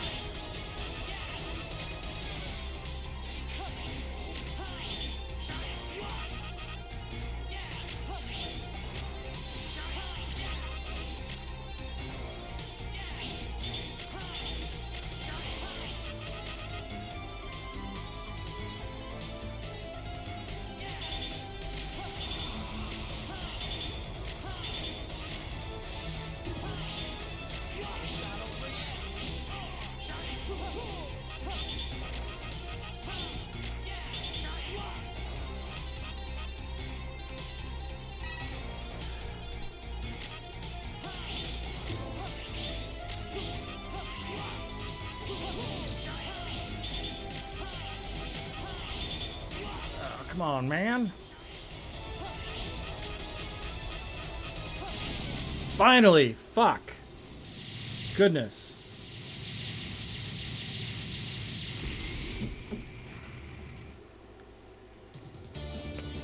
Mustard and ketchup chips.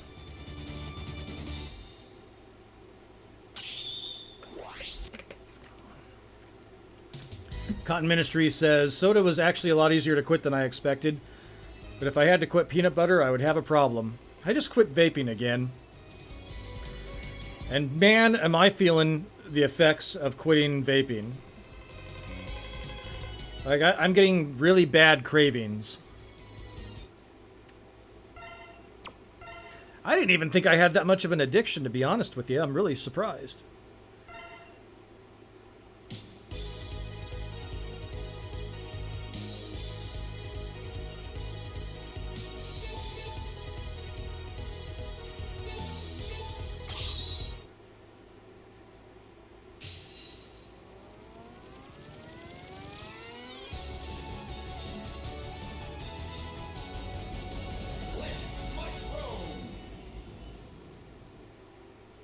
No nicotine at all, Cotton Ministries. Cotton Ministries is like, oh, fuck that.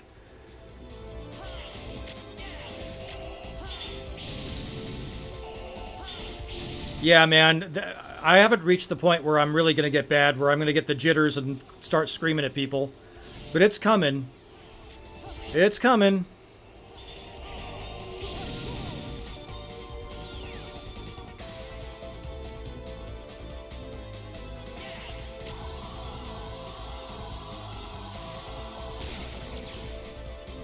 Yeah, I don't have the issues with peanut butter either that a lot of people do. A lot of people are like, chunky peanut butter is not peanut butter. Peanut butter is supposed to be peanut butter.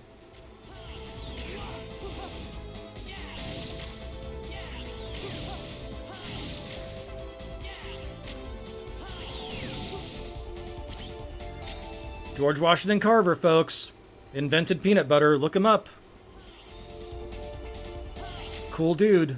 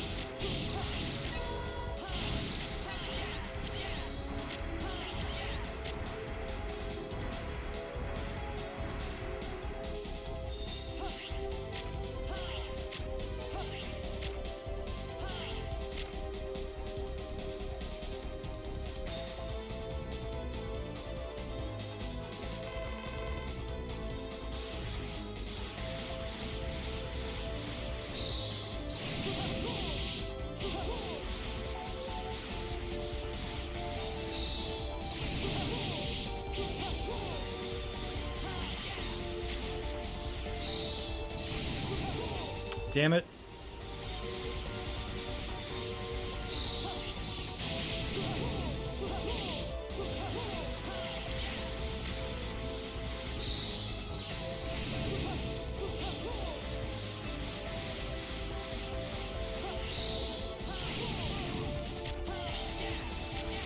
Oh, this isn't looking good.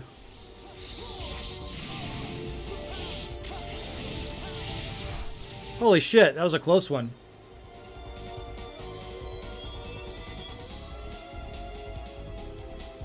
Cotton Ministry says Reese's Puffs taste like shit. Gotta mix peanut butter, Captain Crunch with Cocoa Puffs. Really? I haven't tried that.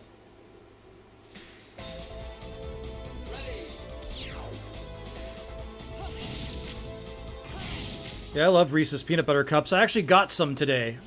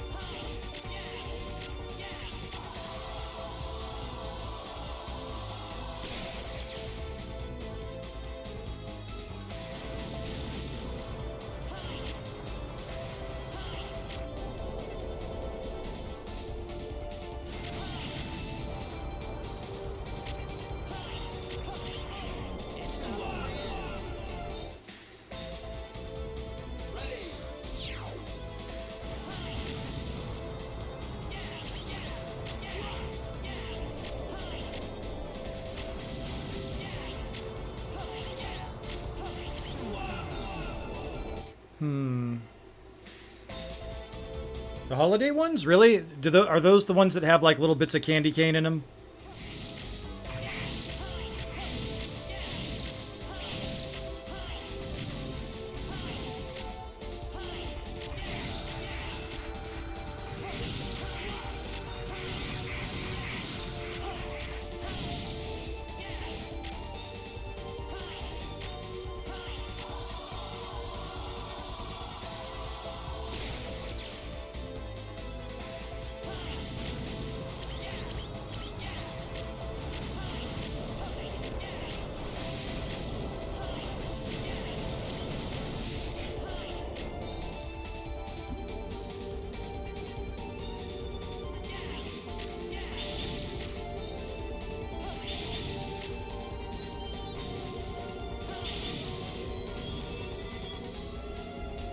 Hail, Mikhail Wolf. Welcome, my friend.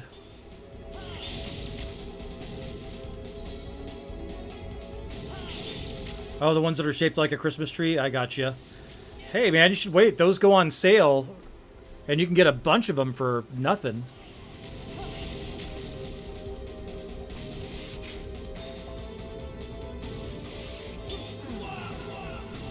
Fuck you, game.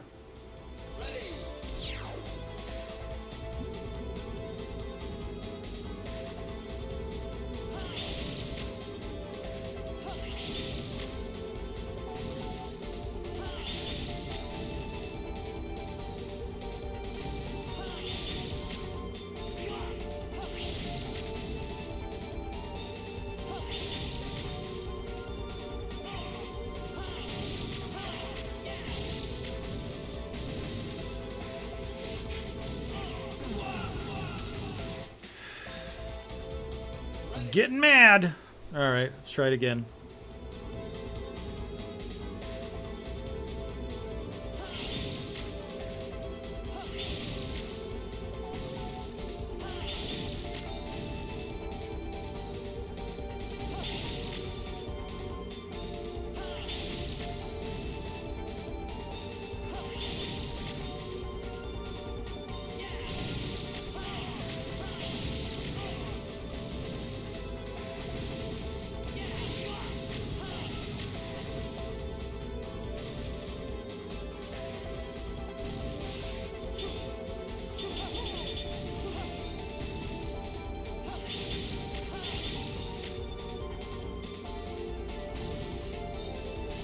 Swear to God, I don't suck this bad at Mega Man. I swear to you.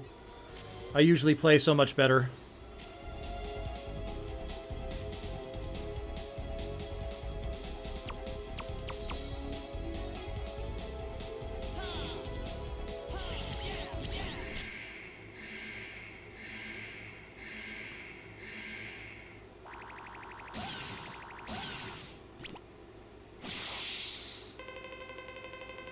This is one of the more creative Mavericks, I must admit.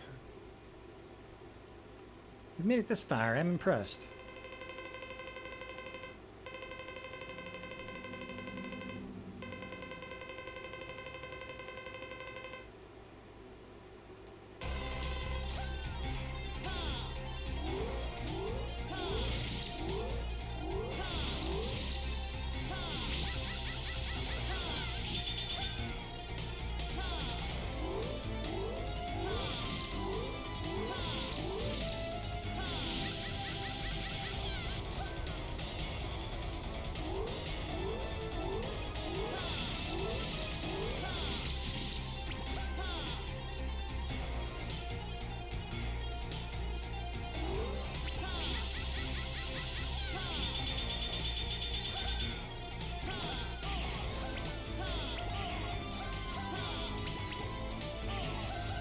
Come on.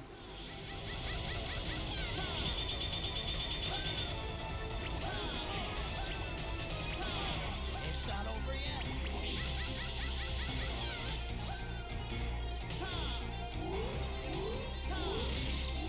Yeah, this should not be a hard boss, but boy, he is with Zero. Or she. I didn't mean to assume her gender. This could be possibly the first LGBT Maverick, I think.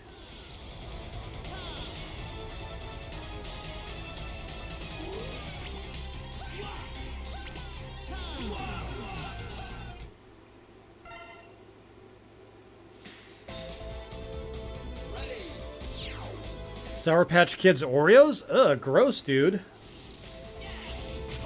No way.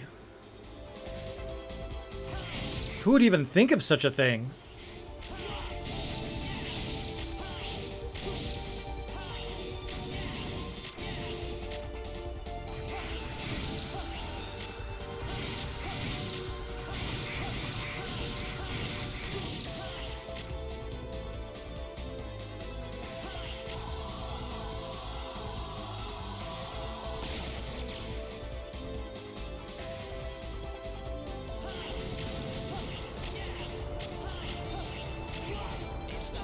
Ow. Okay, so that's not how you do it.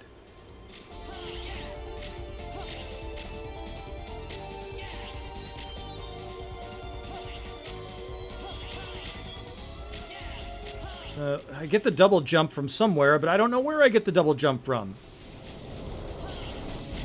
Yeah, the double jump would come in very handy, I think.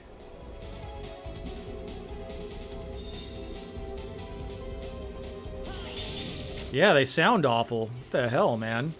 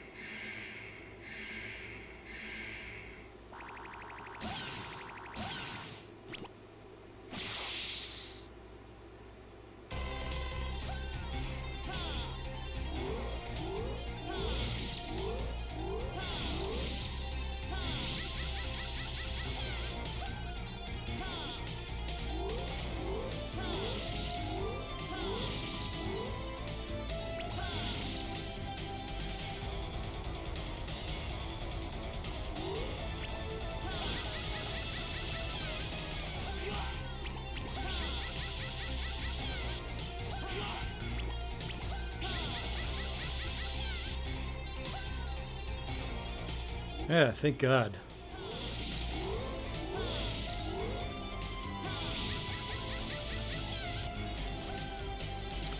Yeah, I'm going to say definitely, you know, this is not going to be like one of the Alexander the Great LGBTQ robots. This is going to be more of like, you know, straight eye for the gay pride or whatever. It's going to be one of those types, one of the more effete, effeminate LGBTQ mavericks.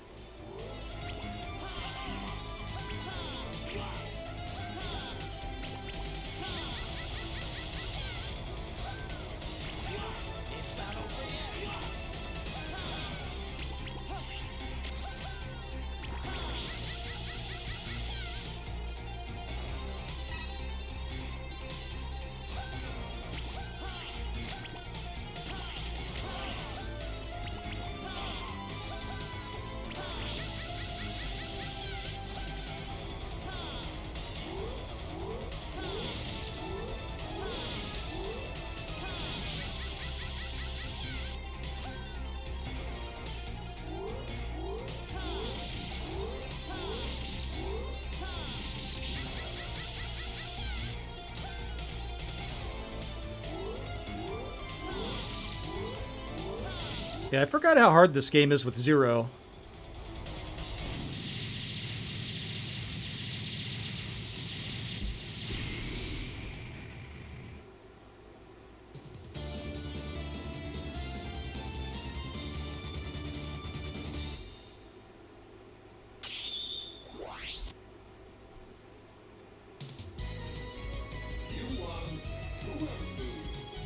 Kuinbu.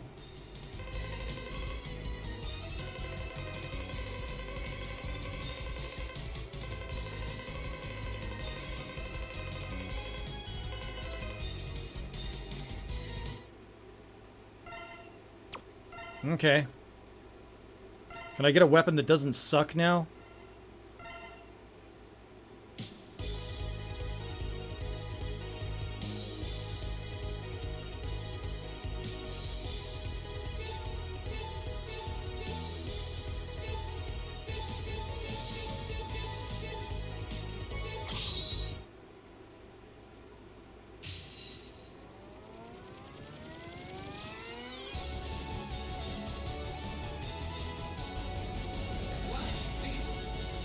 This is such a difference from playing The Legend of Zelda, isn't it?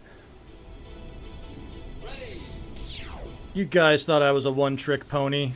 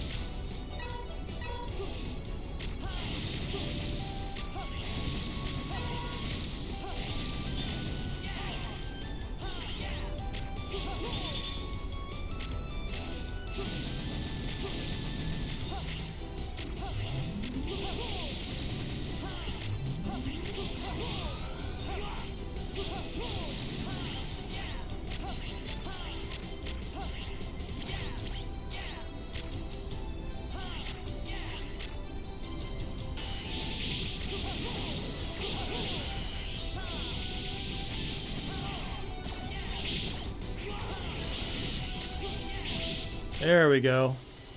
That's what I wanted.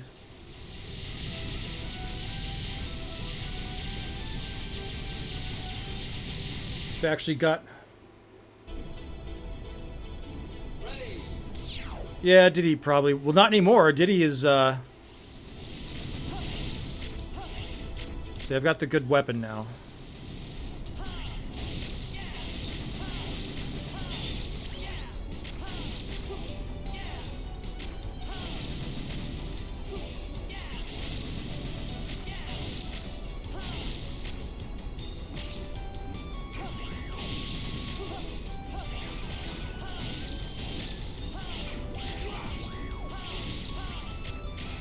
And look at how much more ass he kicks with this weapon. This is almost like a totally new game now that you have the spinny thing. Hail spinny thing!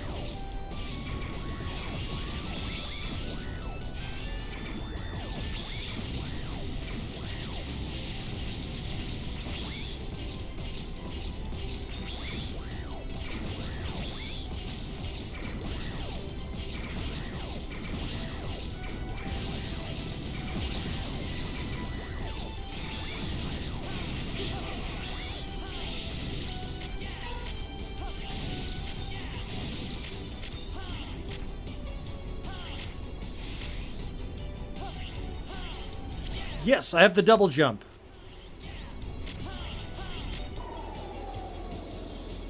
You diddle diddle. Hey diddle diddle. Hey diddle. No, kidding.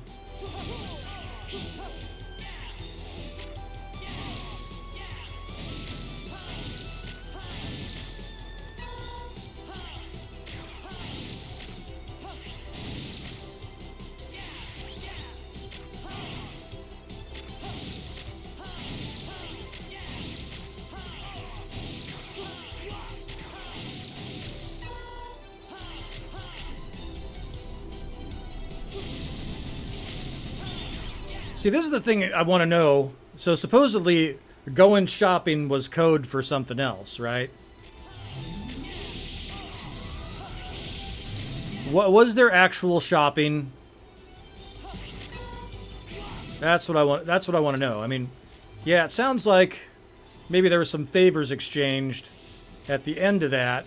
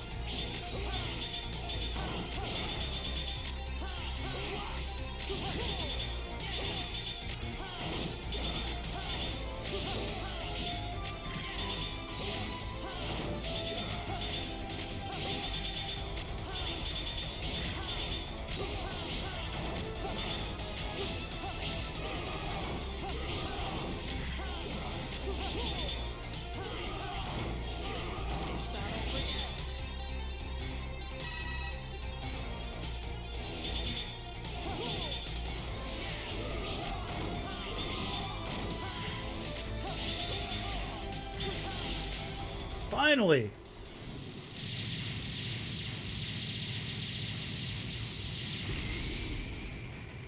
Farnsworth? The gay guy in bow ties that held his umbrella? Oh, wow. That's interesting.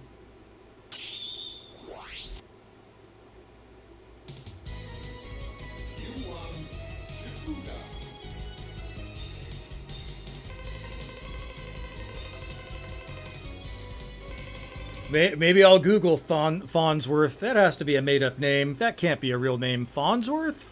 Really? I don't know, man. Maybe he was holding something more than the umbrella.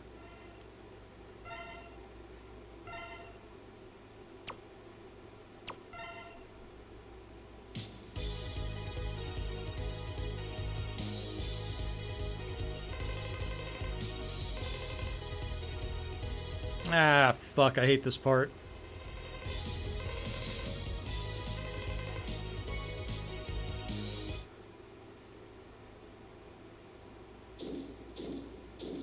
Colonel! What?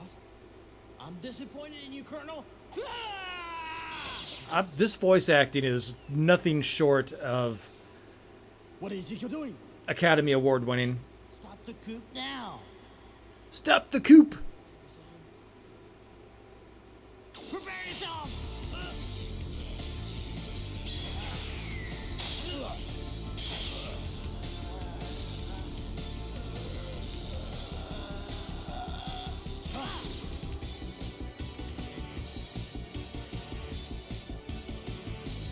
Stop, please! Brother, please! Don't you remember? Zero saved my life. Very well then. I'll spare your life for now. But next time, there'll be no mercy. Way to go, dude. Zero, please, don't fight with my brother. If you do, I'm afraid that one of you may end up... Someone must stop Repliforce. Zero! In a way, the weird accents actually make this more immersive. We'll see you, Sir Scarlet.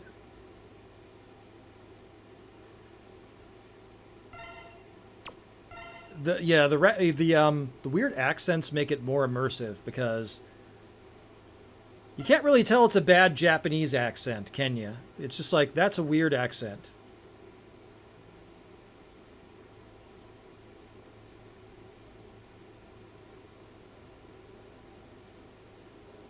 Wow. Yeah, man, it's pretty crazy. Well, they have that stuff in rock, too.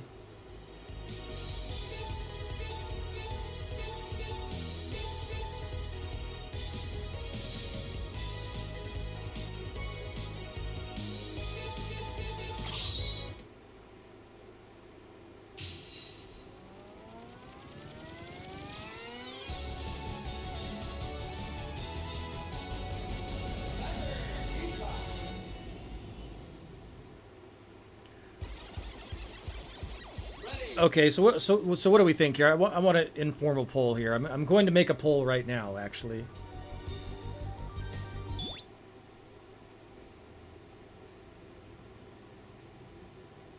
Yeah, I like the anime cutscenes.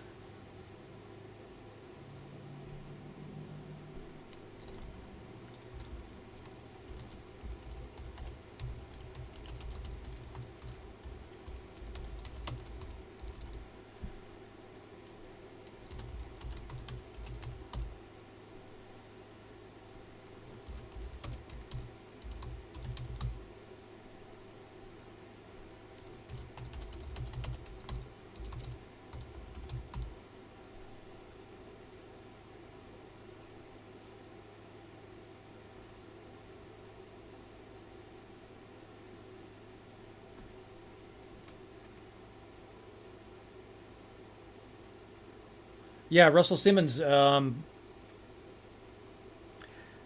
you know what? I kind of wonder what the real relationship was between Russell Simmons and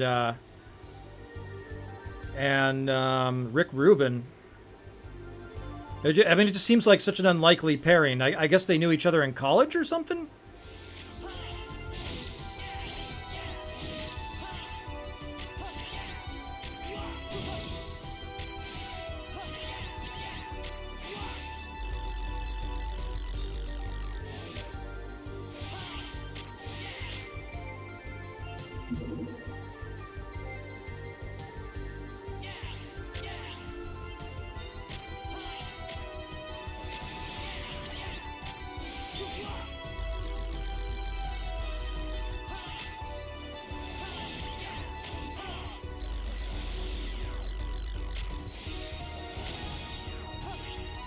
It certainly seems that way, BW, which is fine. That's totally cool.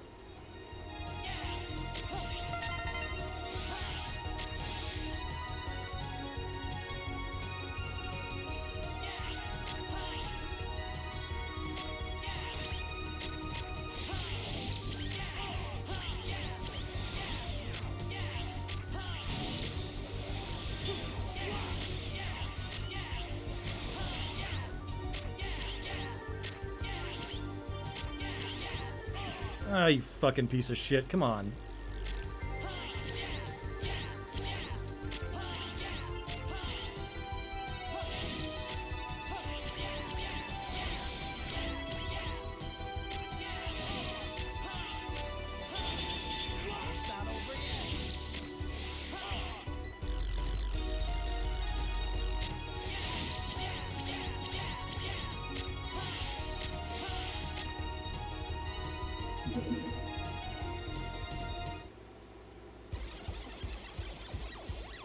Oh, Quincy Jones? Yeah.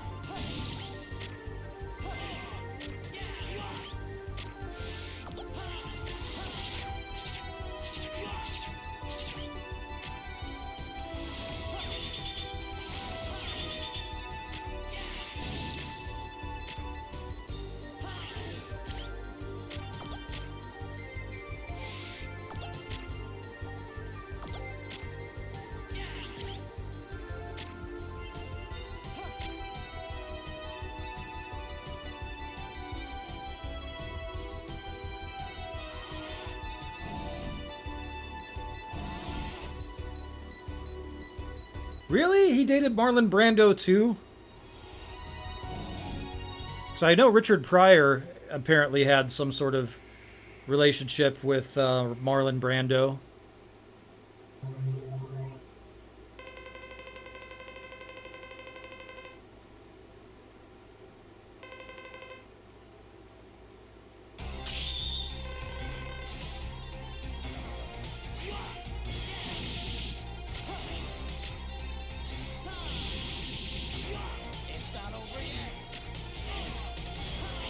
Wait, do I not have the right weapon for him?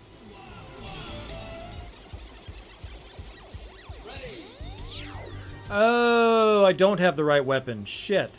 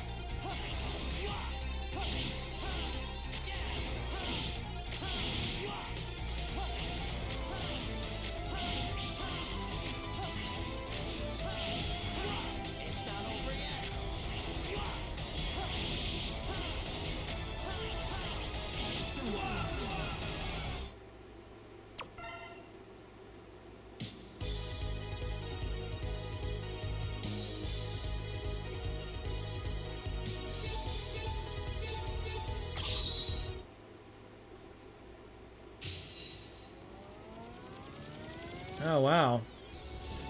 Yep, it's weird, you know, it's interesting.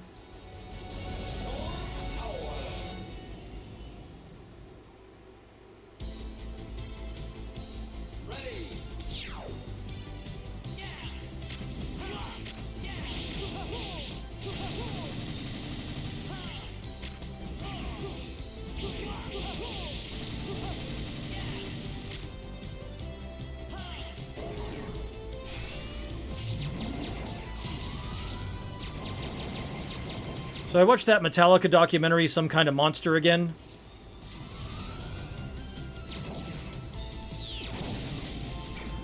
And, you know, Jason Newsted has repeatedly said they gave away too much when they made that documentary. And honestly, it doesn't seem that bad. Yeah, I mean, it was pretty revealing.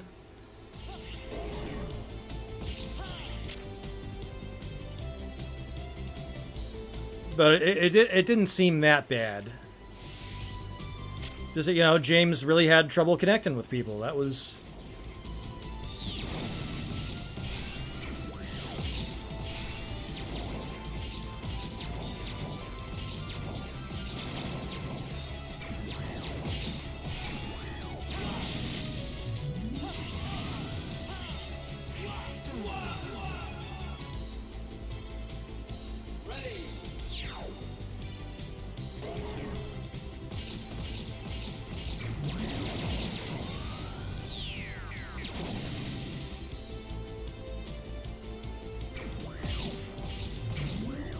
Oh yeah? She screwed out... Really? Sounds like it was memorable for her and she enjoyed it.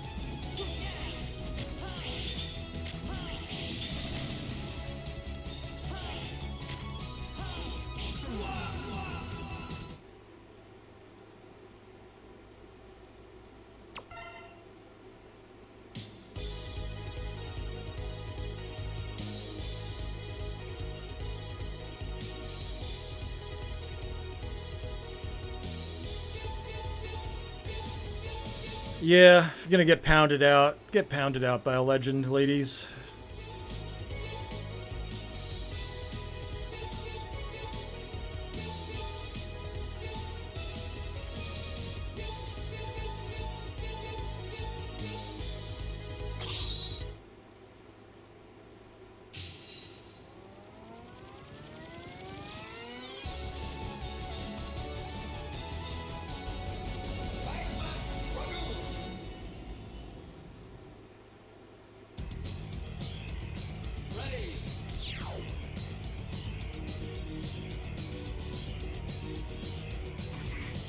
Yeah, I like this level's music.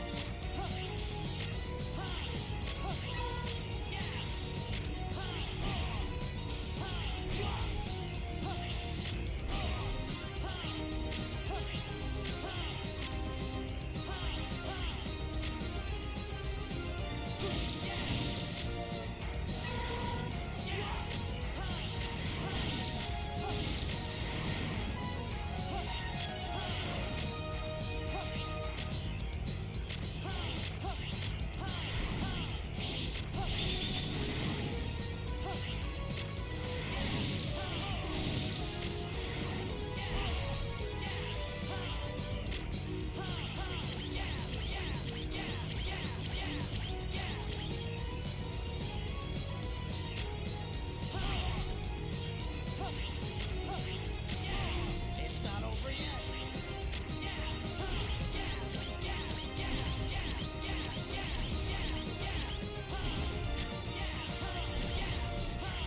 Thought for sure there was something there.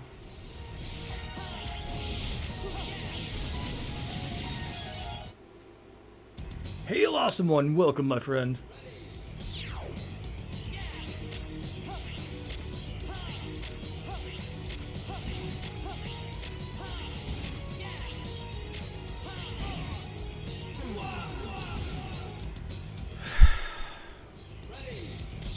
Come on, man.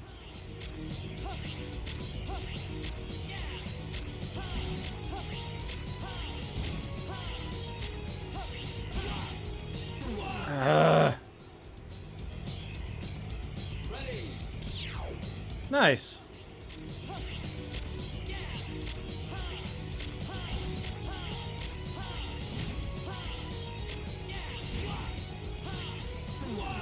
You know, Loki is the only YouTuber that actually looks like what I thought he would look like.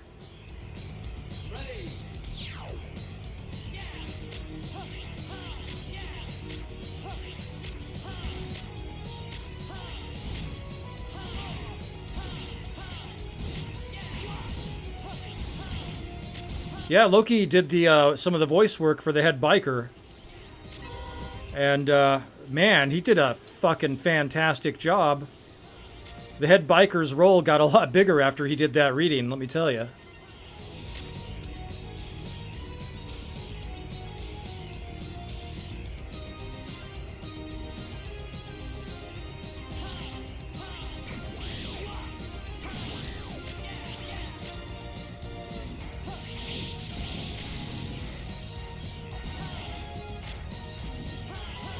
Yep, Loki looks exactly like I thought he would look.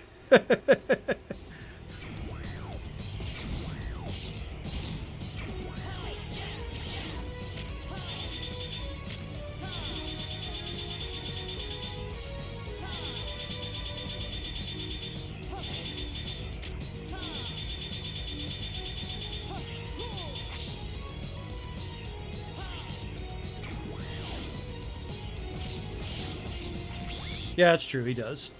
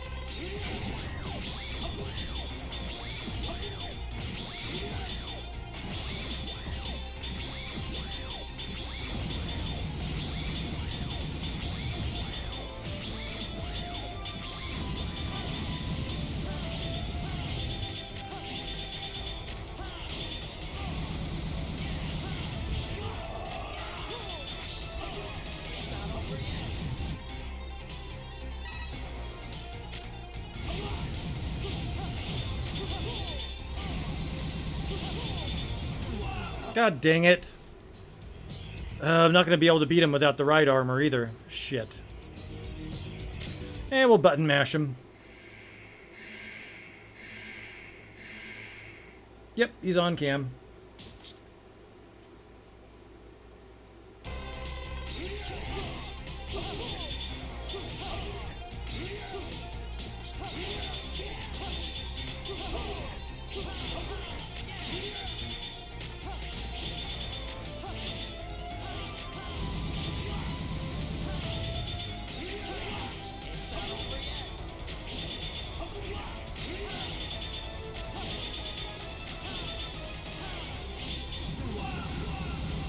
Almost got him.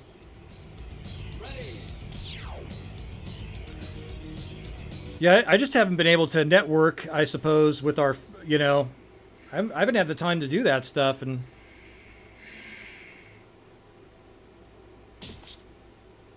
I'll drop in where I can and say hello.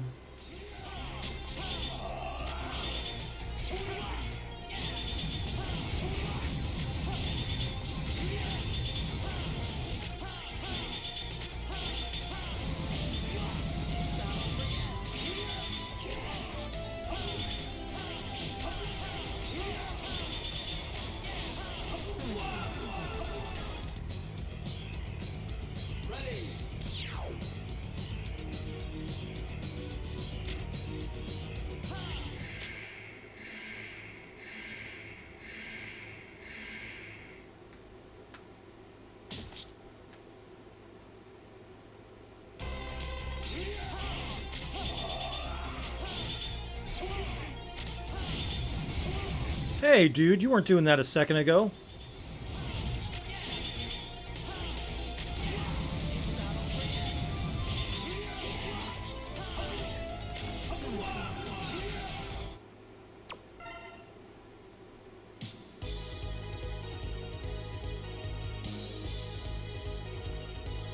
Way too easy to get doxxed. Yep, I hear ya.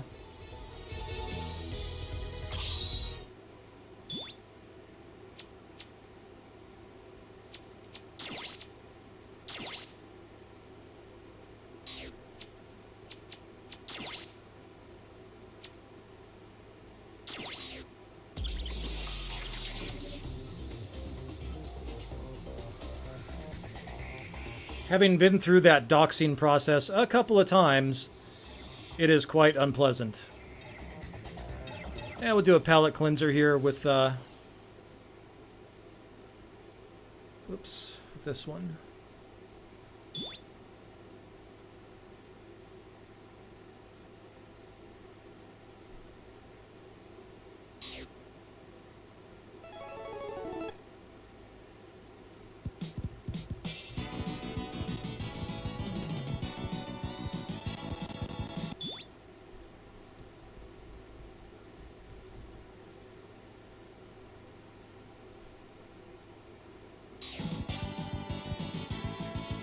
Is this not the most Japanese sounding music you've ever heard in your life?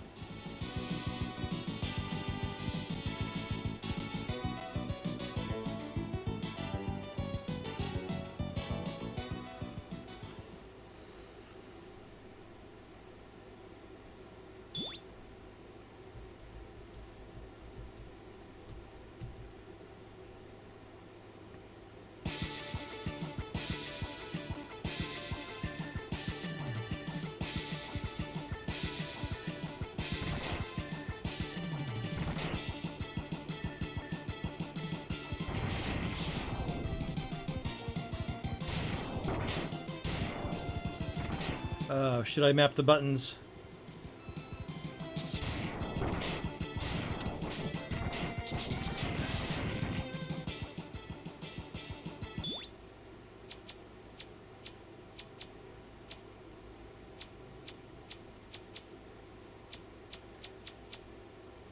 How do I change the buttons?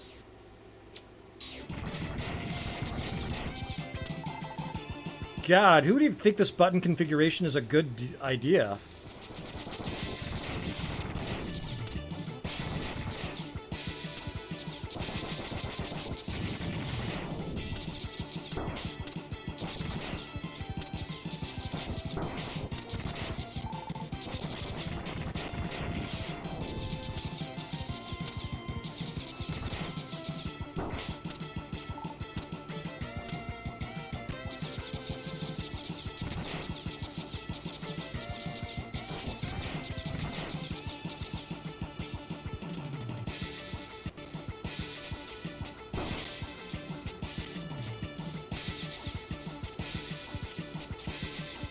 I can't believe anybody would map buttons like this. This is freaking ridiculous. Makes no logical sense.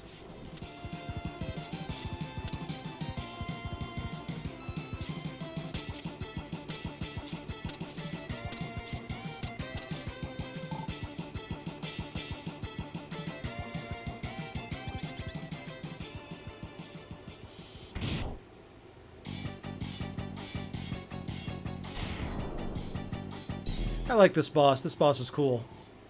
Reminds me of Gamma from Mega Man 3.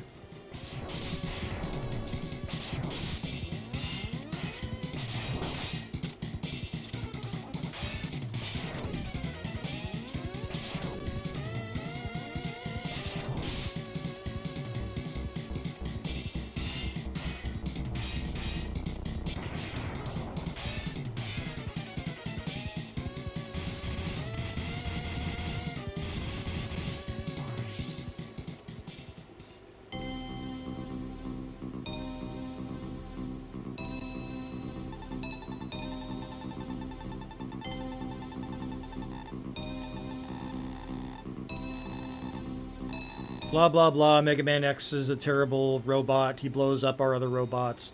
Fuck this guy. Yeah. And that's what the plot says.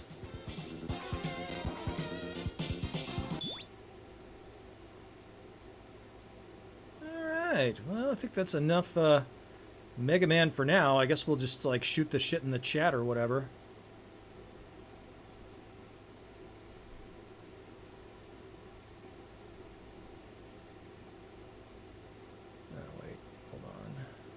There we go. That's what you're supposed to be seeing.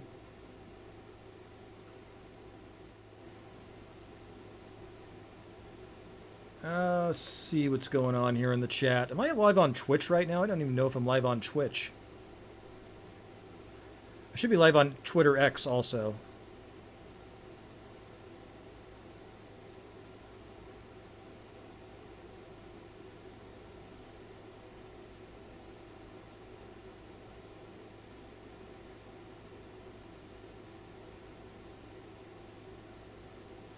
So we were having a debate on whether Cotton Ministries was caught on cam or not. I thought I caught you on cam too, Cotton Ministries. You were doing the puppet thing. You were on Snowdub's channel, right? You did a face reveal on Snowdub's channel, right?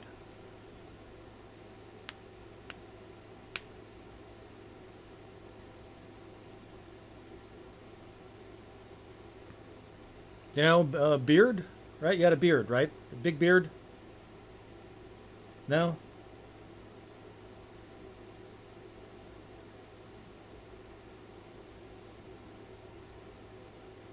Do you slightly resemble a very bearded Phil Anselmo?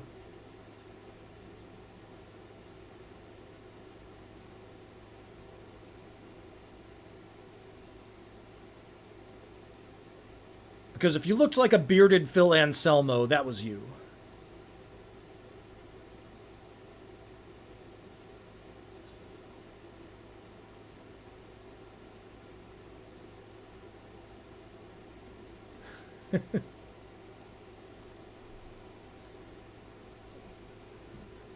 I think I might have just blown your cover, Papa.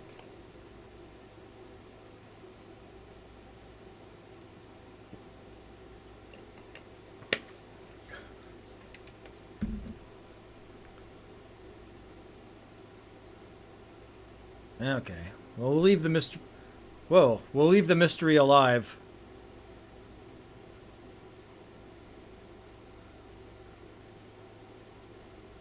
We'll leave the mystery alive. Your secret identity is safe with me. Okay, so I am live on Twitch. That's cool.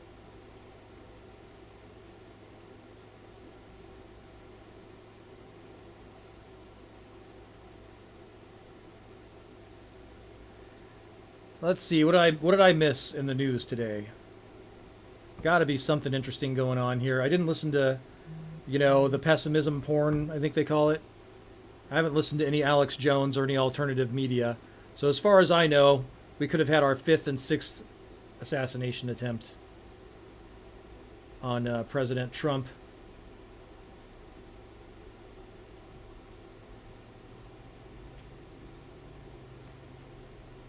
I think I may have been unsubscribed from Punk Waddle now that I'm thinking about it.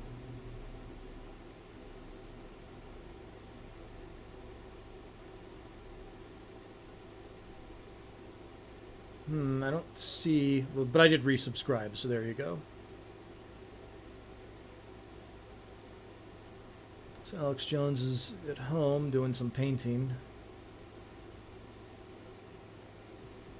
Suicidal tendencies institutionalized. That's pretty good.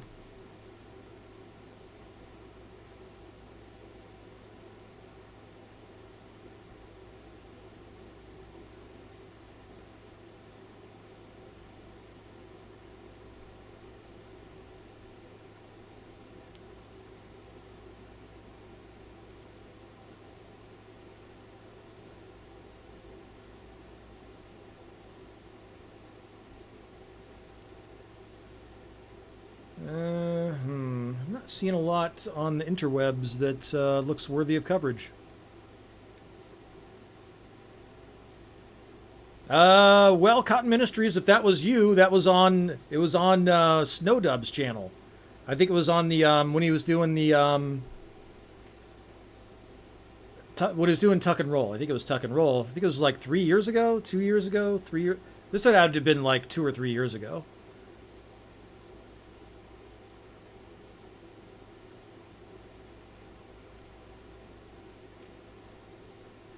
Yeah, I looked through your Twitter feed because I just saw the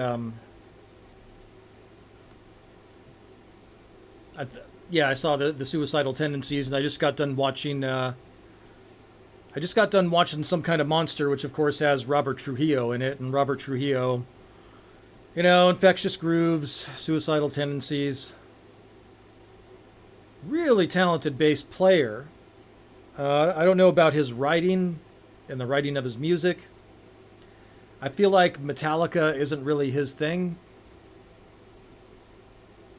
but that he's such a professional, he got tired of not knowing what his future was and bouncing around. But, as a player, he's exactly who you want, a chill dude that's really good at nailing those bass guitar parts. And,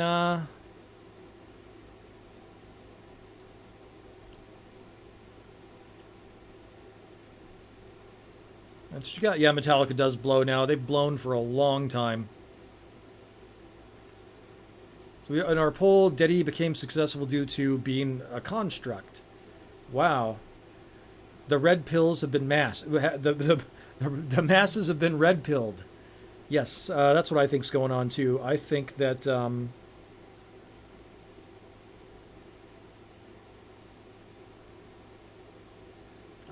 too. I think he was a construct.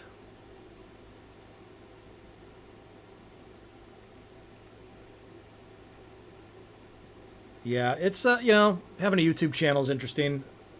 We certainly have done some stuff on the channel on WhateverCast anyway, as far as the healing journey is concerned. And I think the healing journey is important, but for me, a lot of times I kind of want to break from talking about that kind of stuff.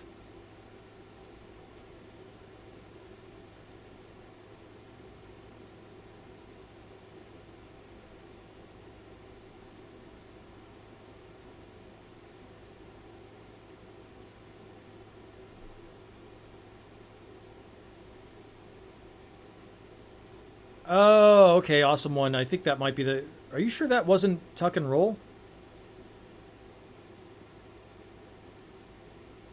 Cotton Ministry says, I keep getting Hetfield's posts in my feed all the time. I don't follow that dork. Yeah, I mean, that's one thing about Some Kind of Monster that I really appreciated was the band dynamics. And did they share too much of how the sausage is made? Well... I don't think so. I feel like Hetfield... I think his vulnerabilities and his inability to really relate to people, his shyness that he still seemed to really have, I think they didn't want that on full display. Or that's what Newstead was referring to. But honestly, he seems okay with it, and has seemed okay with it when it came out, and seems okay with it now. So, I mean, and they were pretty guarded about some of the addiction issues he was facing. Like they said, alcohol and other addictions. And so we don't know what the other addictions are. Dave Mustaine seemed to allude to the band dabbling in crystal meth when they were in New York. I've heard other people say in like over the years ago when I was in their chat rooms or whatever, that they thought that James was addicted to meth, and that when he went to Russia, that he stayed up the entire time he was in Russia hunting bears and missed Castor's birthday or whatever because he was, you know, using meth.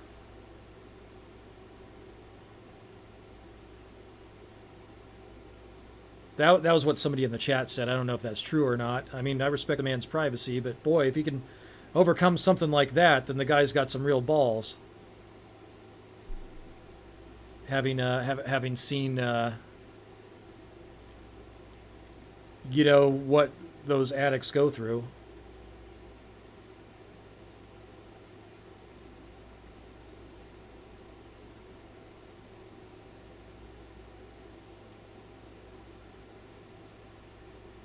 Cotton Ministry says, I like the making of videos about albums. For documentaries, I can kind of pass on. Well, I mean, it's, yeah, I saw some kind of monster in the theater when it came out. It was one of those cool old school theaters from like the 1920s with all this ornate fucking light work and a giant ass curtain and really springy seats. So that was a real cool theater to see that in. And I was like, oh wow, this is better than I thought it would be.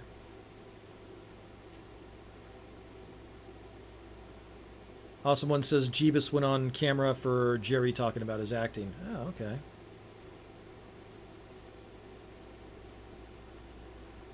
Was that on Tuck and Roll? Confused. Let's see who's live here. We will do a raid, I think. I don't even know who I'm subscribed to anymore because my fucking channel got nuked. Fuck you very much, YouTube.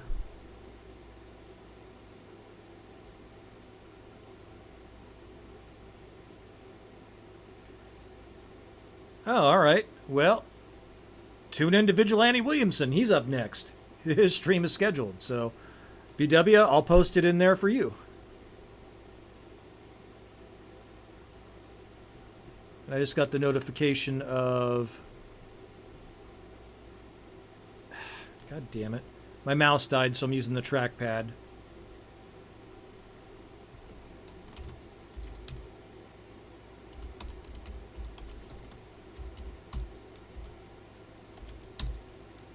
There you are, sir.